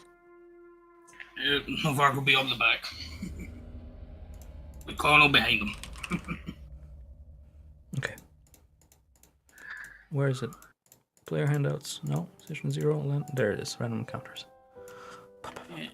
It is DC. Unfortunate. Okay. I'm asking a side thing real quick because I completely forgot about it long ago. Were Yeah. we using a total average HP or a total fixed value or the total possible for health? What do you mean? For when you D&D level up and stuff? No. Just like as our maximum health and everything with our hit die and everything. When you level up, you D&D roll dice. Okay. You roll your hit die plus Constitution modifier, take the number, add it on top of your HP pool. Each level, yeah. Okay, I was just making sure. Yeah. I usually allow either roll or track average because I had a level 5 character with 21 HP and didn't feel good. So, yeah. Yeah, there's some pain with that if you were just roll badly, particularly if you're Really someone worth who's- taking an extra, Ooh, risking this it is- for an extra 4. Okay, this is interesting. Yeah. As you proceed about, what is this distance? What is it, like 2 miles? A mile? I'd like to, What's up? yeah, I'd like to ask one quick question. Roughly speaking, because I don't remember from our travel last time, how long did it take us to get from the old mill to Blanky? 6 miles takes about 2 hours to walk at like a steady march. Okay. Okay, then I'm gonna go ahead and do that. Yeah. About half an hour into your journey, maybe a little bit more, you come upon a corpse on the side of the road that maybe you did not notice before, or it's recent, but you come upon a corpse. Looking upon it, the wounds seem to have shredded the flesh, claw marks rendering and shredding the clothes that are blood-soaked. The clothes are blood-soaked, but the corpse itself is shriveled in and is rotting as if it laid there for at least a week, maybe 2. Is the obvious stuff I can tell about it. What do you do?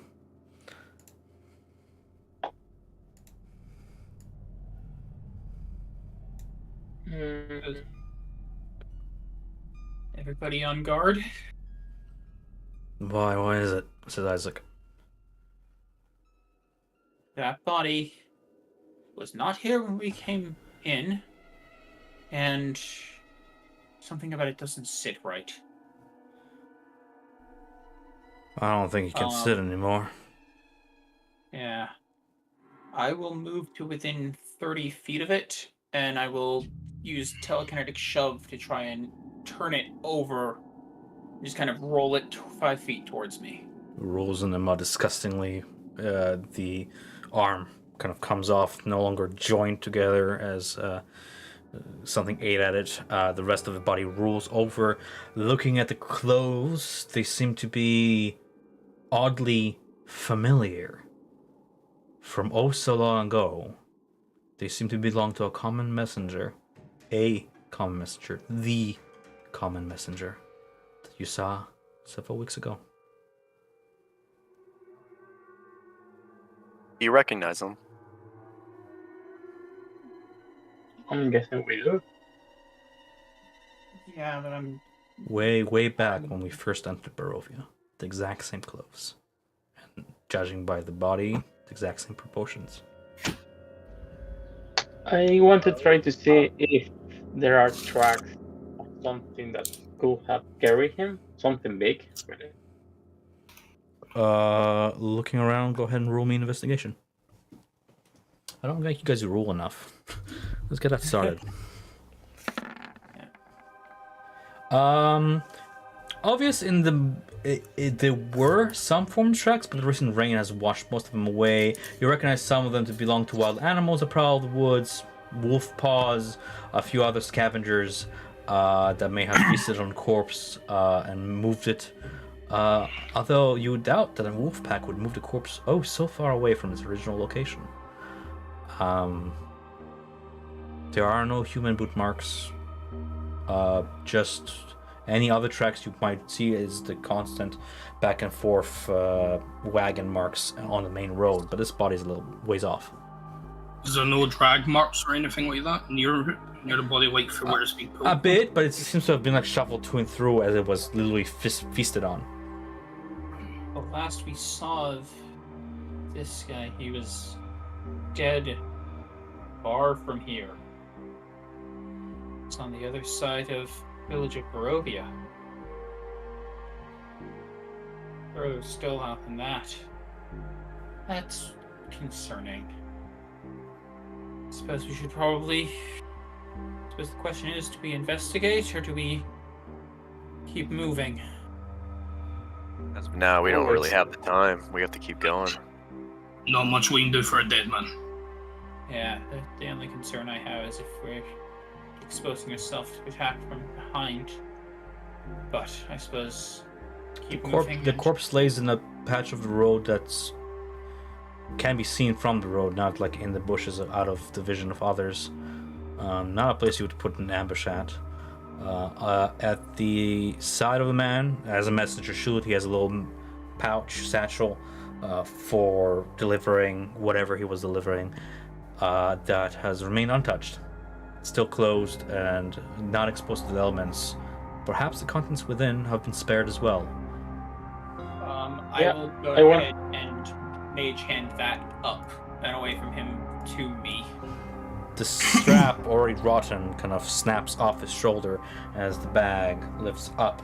The bag, while soaked on one side, has been spared on the other, covered by the corpse from the rain as you turn him over, now exposed to the air. The sack, I guess, hovers towards you with mage hand. Yeah.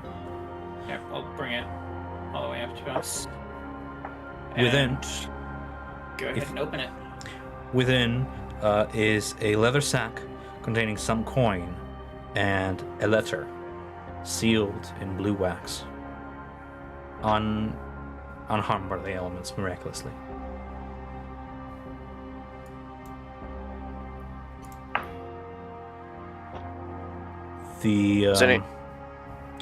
The wax seal features a very intricate K. That's what I was going to ask. Does anyone recognize this mark? The seal? It's not the same seal that was on the Exact same initial one. letter we had found. Exact same one. Oh. I've seen this. This was Irina's father. Forgive me, I don't remember whether the other DM kind of described the seal as, but it's essentially blue wax, intricate K. Yeah. Well, The Kalyana family. yeah. I'll quickly break the seal and open it.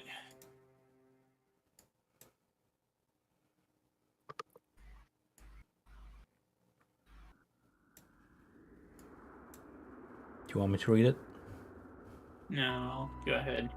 Hail thee of might and valor, I, Burgomaster of Barovia, send you honor with despair. My adopted daughter, the fair Irina Kalyana, has been these past nights bitten by a vampire. For over 400 years, this creature has drained the lifeblood of my people. Now my dear Irina languishes and dies from an unholy wound caused by this vile beast. He has become too powerful to conquer. So I say to you, give us up for dead and encircle this land with symbols of good, that holy men call upon their power.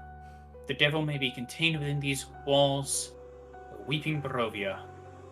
Leave our sorrow to our graves and save the world from this evil fate of ours. There is much wealth entrapped in this community. Return for your reward after we are departed for a better life. Kolyana Idolovich? Kolyan Indirovich, Burgomaster. Well, it's the same messenger we'd met before, different letter. But the letter's from the same person. Well, this is interesting and concerning, but we have a mission to be on. I'll go ahead and We add deal that with to this the rest of your later. text handouts for future comparison. Nice. Something for you guys to ponder. Are we moving on then? Says Isaac. Or are you? Yes. I mean, did you find anything good? Oh, Ooh, coin. I had a letter from Irina's adopted father. But it's asking for help. I think it's a little outdated. So she ran and supposedly lived, adopted mere town away. Yes. By the burgomaster of the town. Fortunate. Strange the parallels. Fortunate. Fate's oh so fortunate. So we'll be reunited. Yes. Let's get moving. Say no more. Isaac proceeds forward.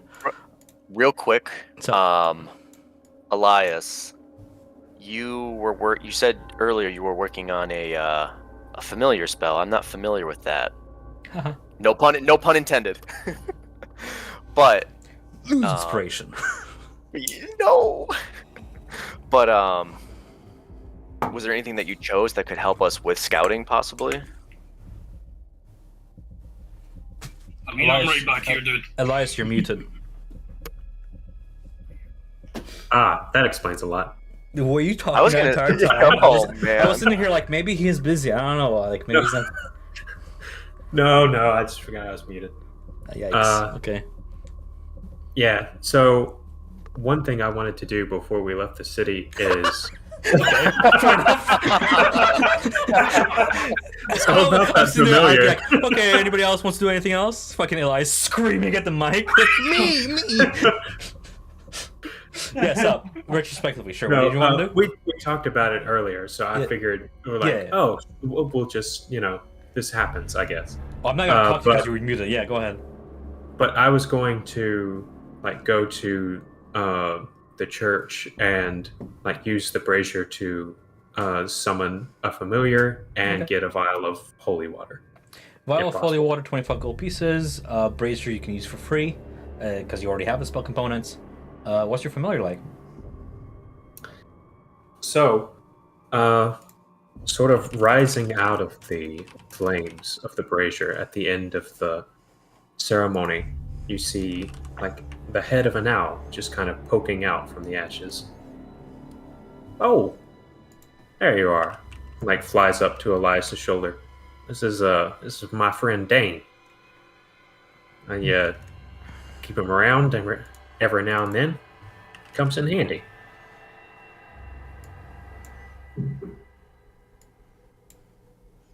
Is he friendly? Dane, you I said? feel like I'm Dane, gonna try yeah, to let me- fight him. So, familiars are within your control, just FYI, kind of like critical role style. So go ahead and I'll make a token for him and everything. Oh, yeah. Did you get what I sent to you? No, I don't look at Discord, but I'll make a temporary token and then I'll redo the art later if that's what you said. Okay, gotcha. Yeah, I can. You know what? Sure. Go ahead and RP Dane encounter. Give me like a minute. Because Yeah. I want to give him pets. Yeah. So Dane just kind of flies up to Elias's shoulder. So, yeah, I named him after an old friend of mine. He doesn't talk much, but we get along just fine. Understand each other.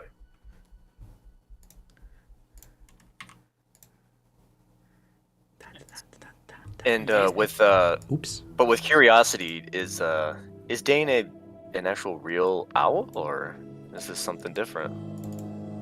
Well, I don't want to get into the technical mumbo jumbo, but no, he's not quite a real owl.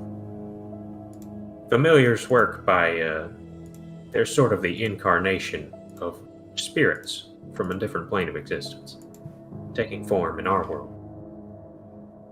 So he's not from around these parts, you might say. That's interesting. I've never experienced such a thing. But Yes. for all functional purposes, sure, he's an owl. D-A-N-E? Dane? Dain. I-N, Dane. Okay. In player's journal, all controllable by you. Vision, I'll set it according to what owls get, which is a hell of a lot. Hoot. Did you rule his HP, or does he just get one? Sure, I can roll for it. Why not? Okay. I mean, the minimum is 1, but it's 1d4 minus 1. So yeah, it's 1. That's the average.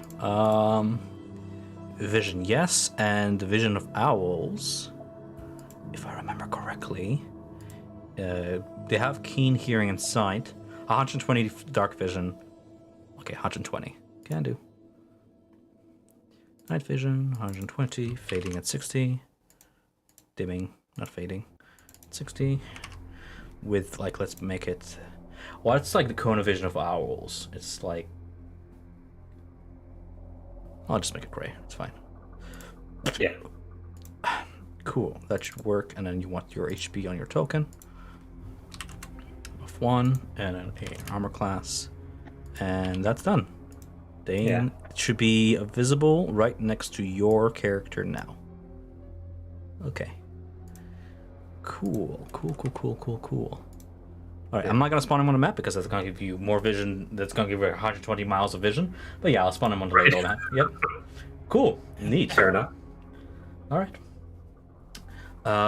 Proceeding past the corpse. Or we were moving on, yeah? Or did you want to do anything else in the city? Yeah, Okay. Yeah, we're moving on.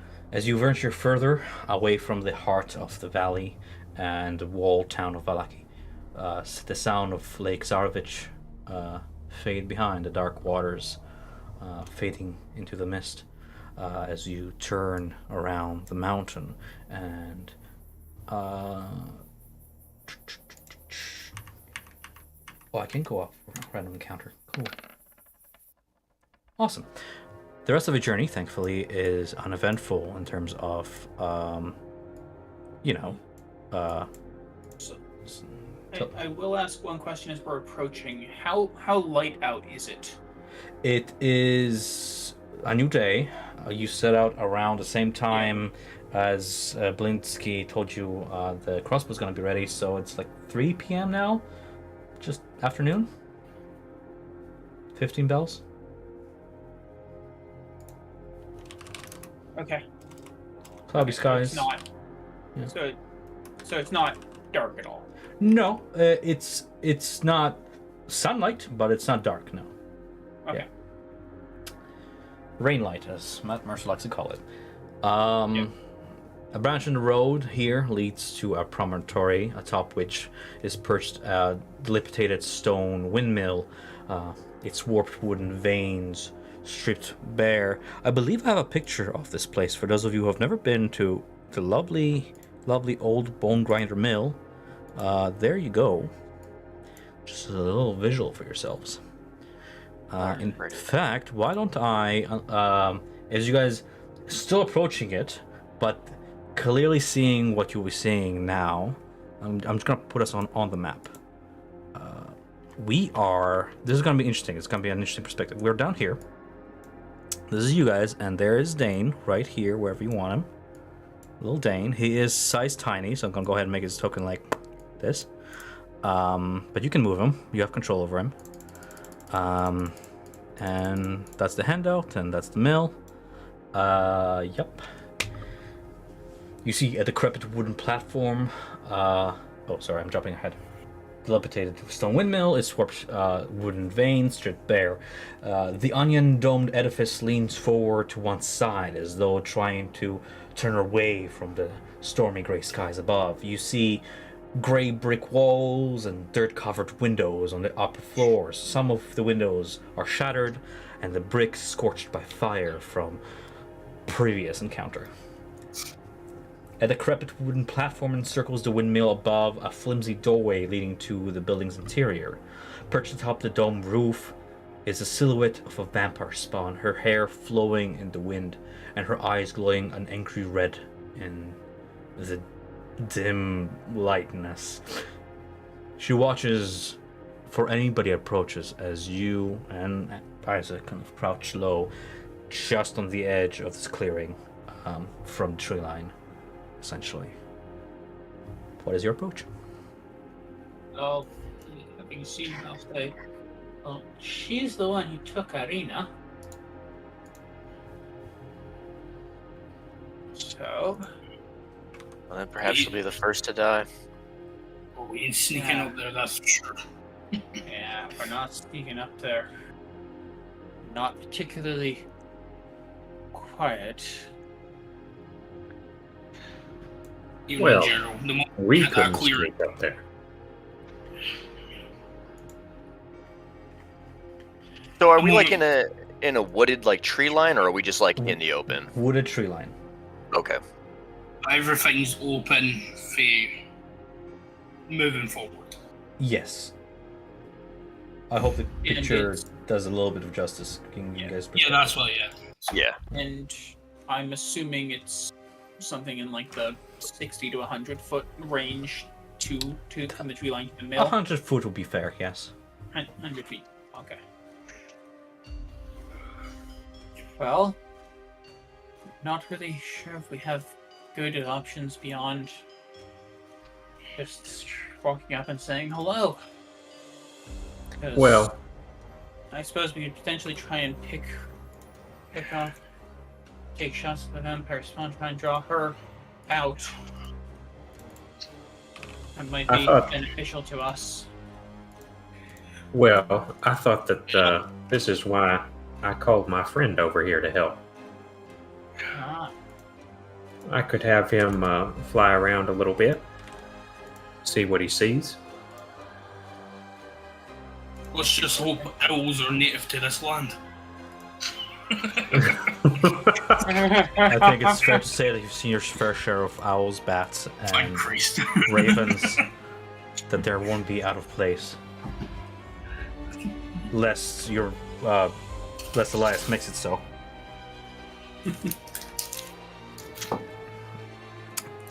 Nope. What do you do?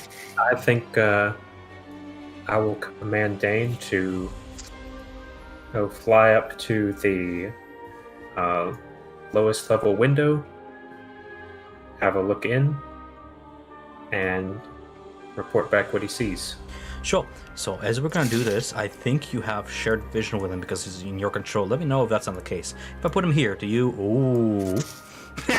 Give me a second. He sees everything at once because I didn't bother putting proper borders on my dynamic lighting there. So give me Dane sees all. says all. 1 and 2. There we go. That's fixed. So again, if I put him here, you see that, right? Oh, yes. Yes, like over where he is now. Yes, I see the first floor. All right. So essentially, what you see here as you approach the ground floor, the ground floor has been looking through. There are no windows. There are no windows actually. So, how do you proceed? And man, oh man, I should have really added walls to this map, but that's fine. So the first floor doesn't have, but the window you see from outside is on the second floor. And Okay. and on occasion, kind of as the owl approaches with its keen side stuff, you see silhouettes moving from one side to the other and then a second one. And with your keen, do they have keen hearing? Approaching Yes. close enough to the wind, Keen- for some reason, yeah, owls make sense because they have that cone-shaped head. You can hear the sound of grinding stone from coming from the second floor as these silhouettes keep on rotating and passing by the window. All right. So if you're on Then- the second floor, you're over here. Yeah, I'll just have him fly up to the second floor window and peek in. So for you, those guys watching, you see the owl about there. You can move him about, and I'll move the other owl kind of in respectively if you want to do that. We're sort of gonna have a view for the party and view for you. What do you want to do as you approach the second area? Do you want me to describe initially? Yeah, probably fair. You've never been here. You see a haggard, heavy-set old woman with a face as wrinkled as boiled apple. One seems to be sweeping the floor, and another one seems to be pushing around a mechanism, a grinding stone. They both wear blood-stained, flour-caked aprons. They have long, sharp bodkin that impale their bundled up mounds of gray hair. The dirt-caked windows allow very little light to enter, but you manage to see a few details. One of them is a haggard human woman, but the other one has wrinkled, purplish skin and is much, much taller. Even standing crouched, she's much taller than the other one. What do you do?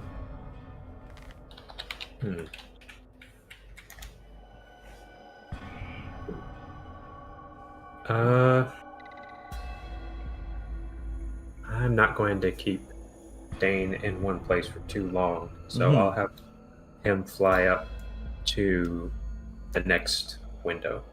Okay. So fluttering up to the next window, you'll be over yonderish. Um.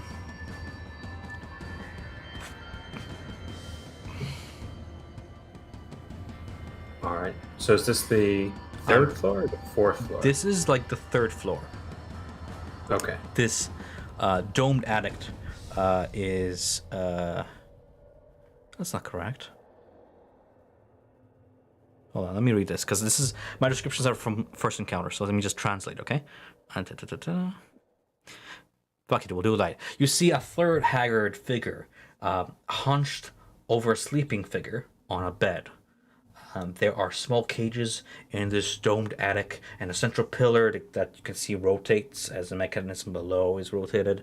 The haggard figure has her claws outstretched above the sleeping figure, and the owl sees wisps of some ethereal essence being taken away from the body and kind of woven into a side bag that she wears on her strap across her shoulder. Into the void of that sack, there's becoming like a purplish mist. I'm gonna repeating myself if I keep going. Yeah. Seems from what you've overheard, the sleeping figure on the bed, with her auburn hair and her her dark features seems to match those looks of like Irina. a doll. Exactly. Hmm. Meanwhile, the other haggard figure looks like this. Fun stuff. Very pretty. Fun stuff indeed. All the while, I mean, you can tell your party this, you can talk, but Elias himself is blinded and deafened while he's looking through the owl senses. Right. Right. So I think at this point, I'll have Dane fly back. Okay. And I'll begin telling the party about everything I've seen. Yeah, I only saw 2 hags, but I wouldn't trust the old woman as far as I could throw her. The old woman looked like this. I would be inclined to agree with that.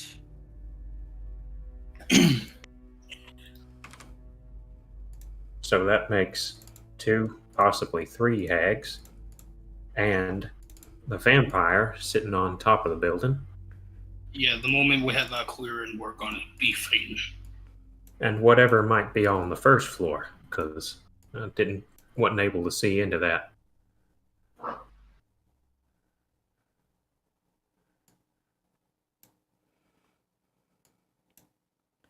Closing windows. Well, I wonder if we have a way of separating them. I mean, if they're all on different levels, I mean, that benefits us. But right now, they have the best coverage. They won't come to us or even out in the open. The only thing I can really think of is if we have people who have long enough range, potentially we can attack from within hiding here. So, Oh, I can take a vampire full spawn. shot at her, see if I can hit her. Yeah, potentially do that, draw her here, and then hope we can kind of pick them off one at a time, although it will be a long, drawn-out fight, and... Yeah, but as soon as we draw that attention, you know, it'll alert the hags no matter what. There's got to be some kind of call. Maybe we can, like, one of us sneak around and the other ones draw all the attention, or try to draw it. I suppose more important question, did you see Irina? Is there any chance that we can get her out without drawing attention? well, she's on the 3rd floor, so that'd be pretty difficult. Yeah, that's... Over there. Isaac points towards the second window in front. Yep, That's the in one. that window. Alright. Tell you what. How about I bash that one's brains in, and you guys make yourself useful and get this Irina out of there. That way I can take a closer look at her. But I warn you, if she's not who you're telling me that she is, I'm I'm not above leaving you guys here to die. Like a plan? Brute Well, force at it least is as good then. a plan as any. I don't have a better option. The only other option I can really think of is trying to draw them out one at a time out to come and attack us out here away from their fortifications. But We have nothing they want. If you're looking around for a spot to draw them out, since you are kind of scouting the area, I should also mention an area that was not really spotted here before. This one. Worth mentioning because it's obvious from where you're standing. Not too far from the mill, I would say about a quarter mile down the hill is what looks from a distance to be a series of monoliths in the ground, rising high enough 10-15 feet to provide some measure of cover. So you have a choice of battlefield, so to speak. I say we take that. agreed. I think us trying to, if we can't draw them out, trying to fight inside of that mill is going to be disaster. It'll be difficult. Yeah, it'll be far too tight. Better plan. Hags don't want to kill Irina. They want to draw something from her. What do you say we draw the attention of that vampire on the roof from that central spot, from that new location we have, and hope that when the vampire comes, she alerts the hags, and the hags come too. Oh, would we rather do it from over there with the monoliths or with that side? Because cover will be good for some of us. I agree. I think that's probably our best bet because I don't fancy trying to fight all three of them inside of that building. Nor do I. That didn't work well the last time, and I do not want that. Yeah. Well, I mean, for the vampire thing up there. Yeah. So, Isaac, I think our plan is to draw that vampire and try and draw them all out because trying to fight inside of that building, it will be a death sentence unless we can do something Sounds else good to about me. If you're looking to make a run for it, I'll be right behind you. He points toward the clearing toward the monoliths. It is about, again, a quarter way run from where you're standing, the edge of the woods, to those monoliths to the center of them. Don't worry, I'll and- be watching your back. Of course. Mm-hmm. Thank you for that. So there's the monoliths are kind of just somewhere in between the open field, in the middle of the open field. So there's no way to kind of stay in the wood to get edge of the woods, a path toward the mill going a little bit northward, and then past the mill are the monoliths a little bit to the side, and the rest of the forest is like way off. It's a huge Okay, then. circle. So I suppose count of 3 aiming for the monoliths. Or maybe, since was it Novark who had the crossbow? Yeah, I could take a little shot at her before we run, and Yeah. it may just give us a bit I- more time. Good point. Anyone, if you want, I don't have anything that you really. Well, I have things that can hit at that range, but I'm not sure we want to burn Monoliths. them in the opening I'd salvo. say probably going up that way, you're probably looking at maybe about 300-400 feet for the top, going downwards. Does that sound about right, or higher?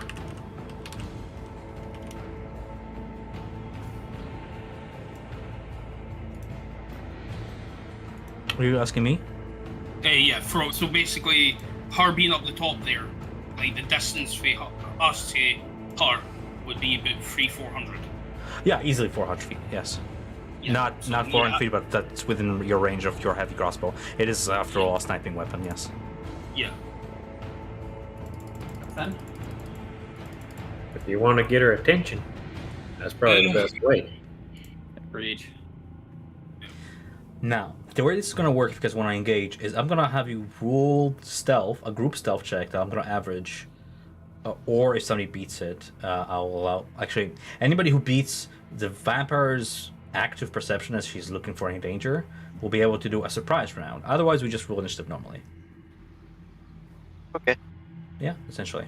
Because she's actively looking out, she technically cannot be surprised, but like I'll allow it if you roll a super stealthy check. And I'll even, for those of you who have inspiration, you can even roll with advantage. That might help you.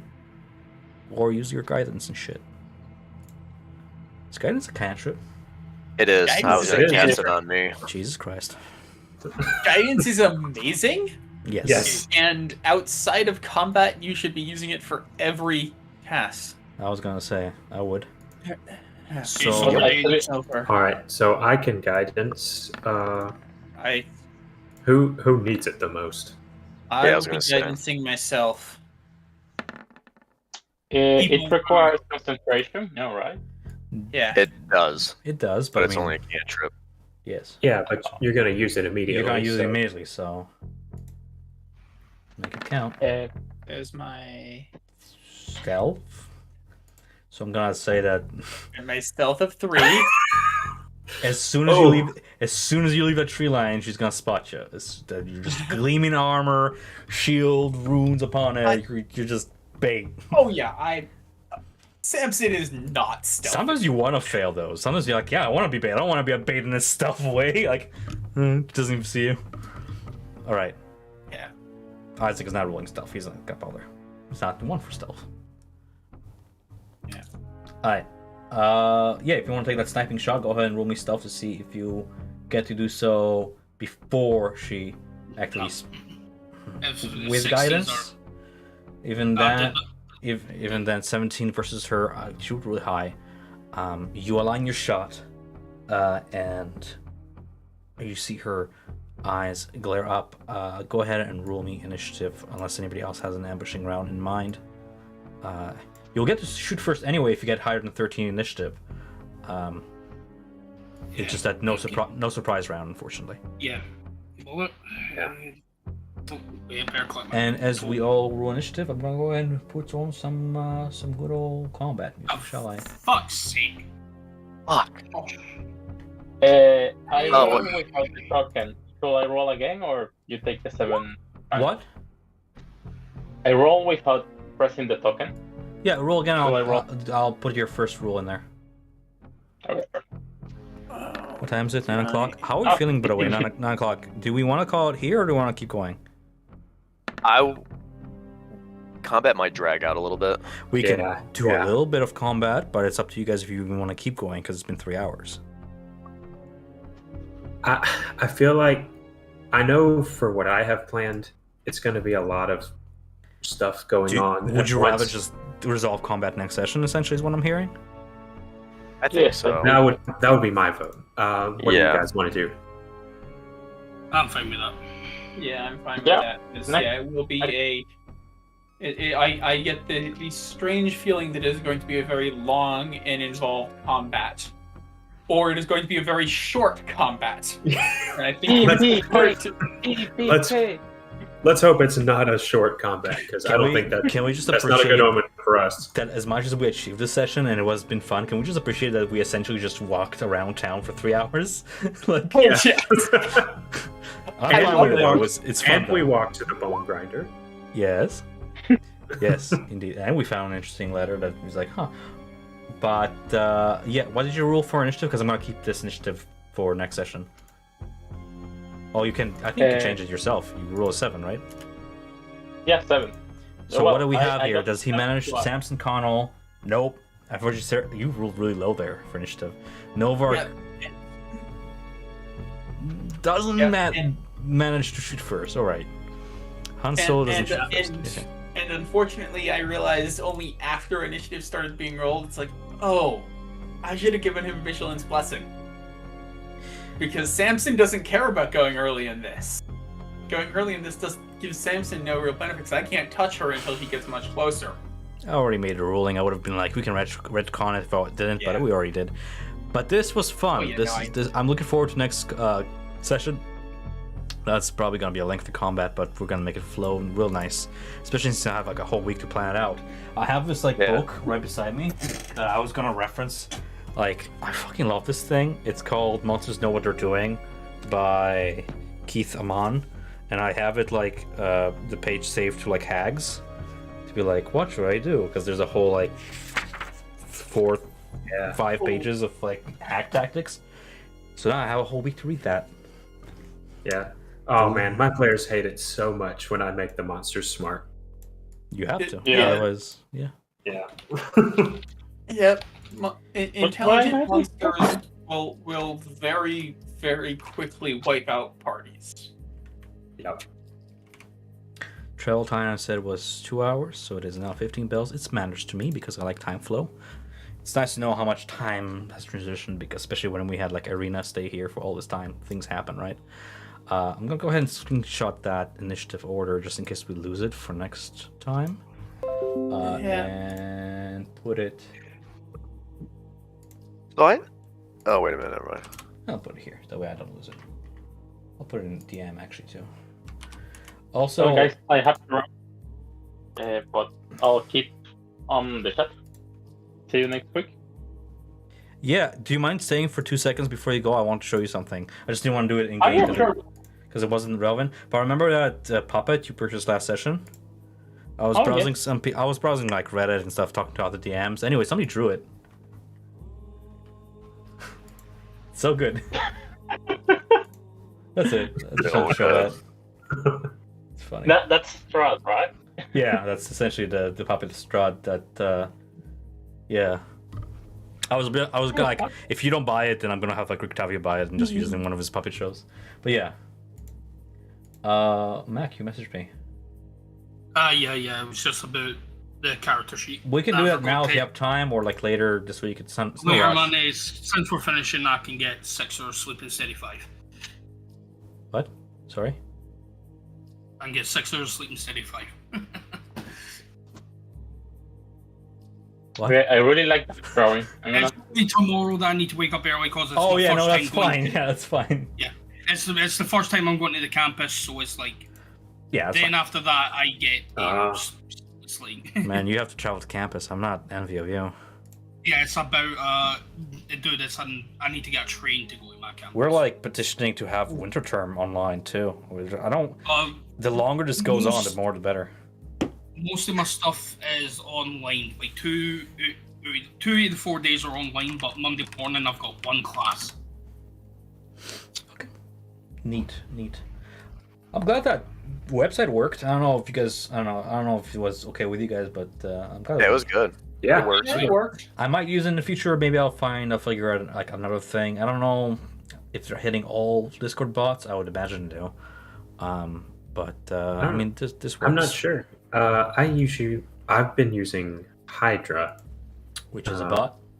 Yeah, which is a bot. Hydra. I'll look into I it. haven't used it in the last few days, so it's possible something might have happened to it.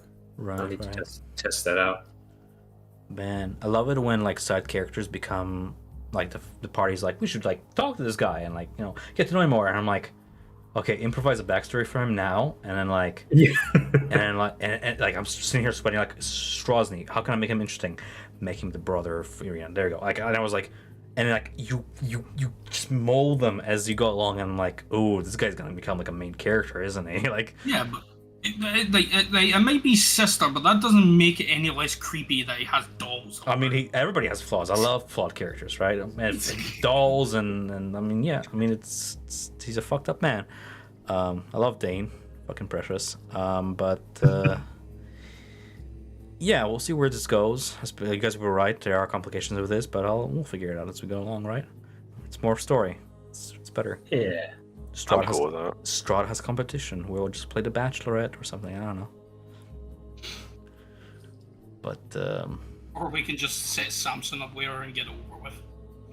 when Samson said like we should involve Savra in this, I'm like, I have her sheet ready. Like, there she is, my queen. She's ready to go. Yeah. Yeah. But yeah, I don't like the NPCs. I like when they're part of the story and they're not like just shoved in there and I get to be a player too. Anyway. I've only ever had bad experiences with the NPCs. Yeah. I didn't want to still steal the limelight, is essentially what it boils down to. I know, like, because the DM knows more about a setting than any player would. It doesn't matter how good your notes are, you will not know everything. Versus I am, like, trying my hardest not to metagame kind of thing, you know? Yeah, exactly. But it was fun. This was fun. I liked it. Do you have any questions regarding the new mechanics for your crossbow there before you go? I'm just going to ask you that. Mac. No, I think I've got the gist of it. If I have any questions, I'll let you know. Okay, I try to edit the writing now and then because I'm like, that's too convoluted, but like essentially it's what you ask for. It's like I don't want to reload every shot. I want to reload every second shot when I get extra attack. And maybe we can upgrade it further, we'll see. But yeah, that little like the when if you look at the butt of the gun of the whatever stock, I put like the little like holy water container there to essentially serve as oil, holy water. There was a poison coater, any liquid medium you want to coat your arrows with. Whether or not to do like I would say, obviously injury poison does its effect when you coat it. I will look into Reddit to see what dipping your weapons in holy water does. I feel like there should be a mechanic along like one radiant damage, because even one radiant damage does something to monsters. Like if this monster receives radiant damage, they no longer heal, they no longer regenerate, they start to glow weird, whatever. Like I feel like that would be a really good mechanic. And you were asking about scope, like optics last session. I think I listed the price. It's hella expensive, and but yeah, a later upgrade. But that's that. I just want to make sure that you got the wolf spin. Yeah, I was just more meaning stuff like binoculars. I wasn't meaning like scope for that. But you can still use a scope for looking at things at a distance. I just figured like two birds, one stone, might as well, sort of thing. Yeah, definitely. Yeah. All right. Anything else, guys? Have a good night. Hey, I'm gonna go. So. Okay. All right. We're going, Mac. Take care. What's up?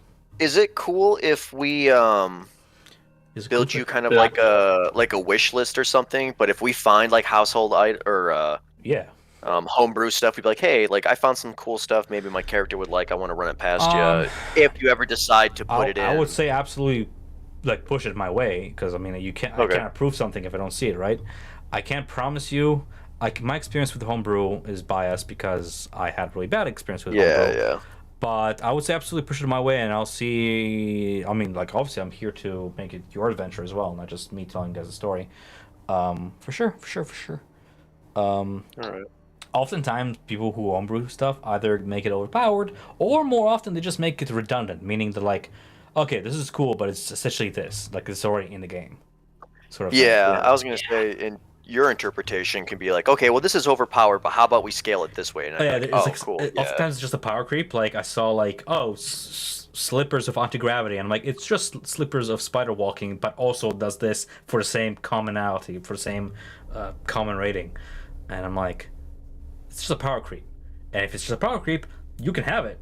I'm just gonna increase the price, or I'll make a quest out of it, or whatever. If you give me like homebrewed items, like in my DMs, I can just put them as a reward for a quest later on. 100%. I will just replace other magic items that are in the campaign with those, which is fine. Yeah. So you don't get a jar of mayo. Oh well, like. That's cool. I found a couple things online, and I was like, this would be pretty interesting. Especially if they fit your character, right? Yeah. Yeah, I found one that was really cool. Like, spoiler, like one's called like Bottled Lightning, and I was just like, whoa, that'd be fucking sick. But is that what you were asking me before about like, do we have anything that would like increase our arcane power?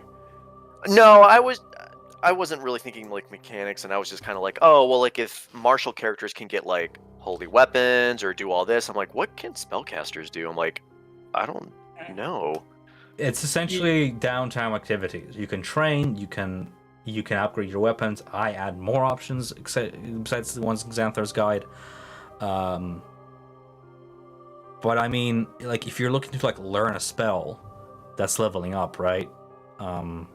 Yeah, I wasn't looking to learn that. I was just saying like, oh, what could I do to give me like an extra +1 for like my first attack with Chromatic Orb, or like or something else, and I was like, yeah, that stuff doesn't exist. It stupid. makes 5e really complicated. I've done it before, like in my first few Yeah. campaigns, and it wasn't even worth it. It just became like a video gamey kind of Yeah, feel to that's it. fine.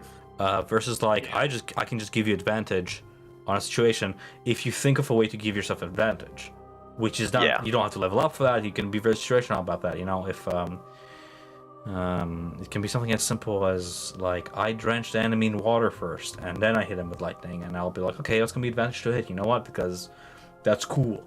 Or like I soak them in oil and then I light them in fire. I'm like, okay, that's gonna cost like another d6 of fire damage. You know, it's always situational. I don't like making a blanket rule because then it feels weird. But I like giving advantage and I like giving like extra stuff depending on the situation.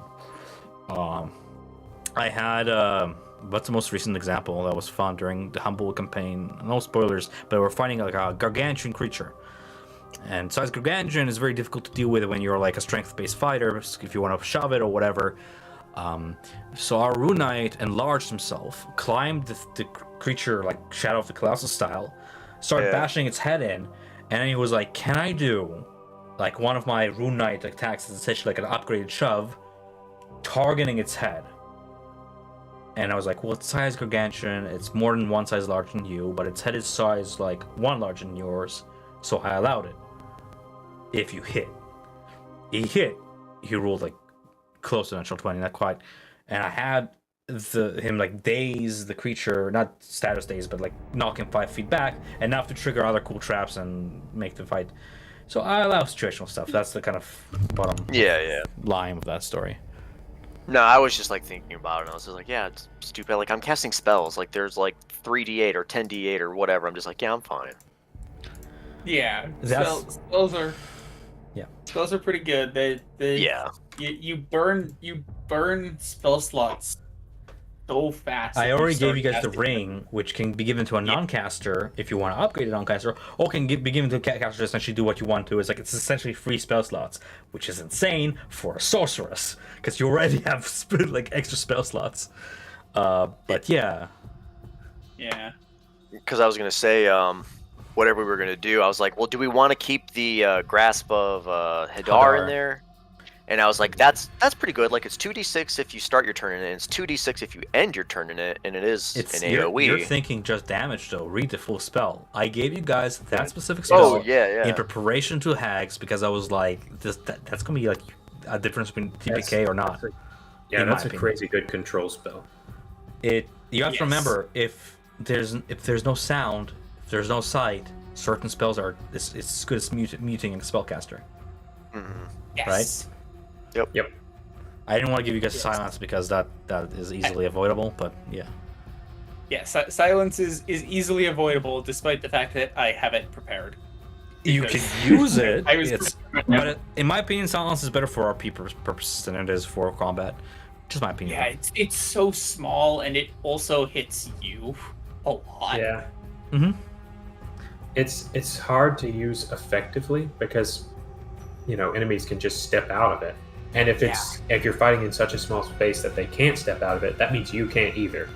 So it's hard to use effectively. Fundamentally, the spell silence would be really good on a non-spellcaster. Yeah. The irony. Which, I'll use speaking of, if things go smoothly with this and we survive, remind me, I will probably go and cast that into the ring and then give the ring to a non-caster to do. Here's my question. So darkness, you can target an object and it will follow the object. Silence, does that work the same way? Does it follow the object? Afraid not. I don't remember. It's an area. No, it targets an area, not an object. For duration, no sound can be contracted through a on a point you choose within range. Yeah, it doesn't move. Doesn't say that it moves. Spell darkness, because I think darkness says it moves, right? Yeah. Well, guys, I'm gonna leave you. Take care. What? All right. See you later. I'm leaving. Bye, ya. guys. Bye. Yeah, unfortunately, it doesn't move with you. I was gonna be like, I remember playing a shadow monk that was all about darkness and silence. but mostly for RP reasons in the combat. He kind of used shadows during combat, obviously because it's Shadow Monk, but like he was essentially a fetcher, somebody who's like, I guess it's bounty hunter, essentially the same idea as Savro, but a little bit different in the sense that instead of like just assassinating people or like giving them up to the authorities, he worked for like a criminal organization, fetching people who didn't pay their debts. And I used like silence to like kidnap people all the time and stuff. So it's a good RP tool. Yeah. I think it would be really cool to make like a fighter subclass who had access to spells, but they were all purely anti-magic spells. Yeah, like a Rune Knight or a Witch Hunter or like a... Yep. Eldritch Knight? Eldritch Knight works as well too, yeah. It's more like an anti-mage fighter. Yeah, like a Witch Hunter, yeah. Yeah. So they could use things like silence would be a good one. There's a have abilities that like comes disrupt back, right? spell casting, things like that. A sword that disrupts and silences magic. Sort of like what Critical Role had with what was the Barbarian with the two different colored eyes? She had a sword that was pretty much a spellbreaker. Yeah, Yasha had a sword that was a spellbreaker, yeah. Yeah, it was... Oh god, I can't remember the name of it, but it basically gave you Dispel Magic. I just call it spell. It's essentially Spellbreaker. Yeah. Yes. Yeah, but there was a... Wait, what's the feat? It's not Warcaster, it's Mage Slayer. Mage Slayer is the feat. Which can go on any class.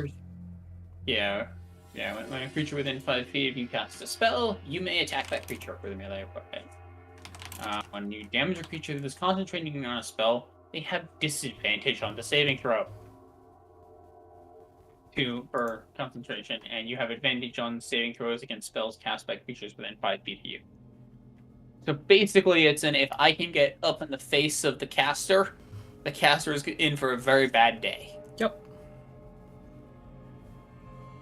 Fuse that with Sentinel and they're pretty much dead. Oh yeah. Yeah. Yeah, Sentinel is Sentinel, net, chain. Just a bad time. Yeah, you just have a bad day. I've homebrewed it, but I'm so disappointed there's no feat like Netmaster. Because that can be like really good. Yeah, nets are really hard to use. Yeah, that seems like a thing that should be there. Something like you throw it and then you have the rest of the net in your hand and you can drag them back or something. A really control class. I homebrewed it once, but I mean, I wish it was like I was surprised Tash didn't have anything like that because Tash had a lot of really cool customization options. Yeah, it wasn't. There's some things in there that there's some things that's like this really should exist, but it doesn't. Make like a trapper subclass. That would be really, really nice. But anyway, I got to go. Thank you so much for playing. Same. If anybody else has any last minute questions, I'll answer them. But otherwise, I'll go ahead and turn my SC. I suppose I will give you the one heads up. Do you remember I moved a small wrapped object to be readily accessible? My faceless Milanese mirror that we got from the Durst house. I remember you have it. What about it? Sorry. I moved that to be readily accessible. I am vaguely planning on pulling that at some point in this upcoming battle to try and hit one of the hags with. I'll make a little note for myself to actually make a handout for it, just so we can solidify what it does.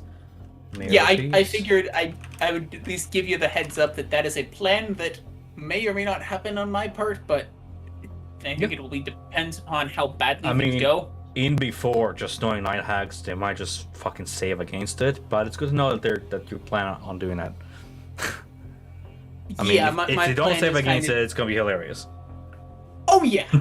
Yeah. Oh yeah. I mean, I would ideally love to hold it for something bigger and more dangerous, but I'm going with this is probably a problem. When you have a chance to use Medusa's head, for Minos who wasn't there, first time we encountered a mirror in Death House, Aya stepped into a trap where she looked into it and lost her entire face for like a solid minute, which encompasses everything you imagine encompasses: panic, suffocation, confusion, horror.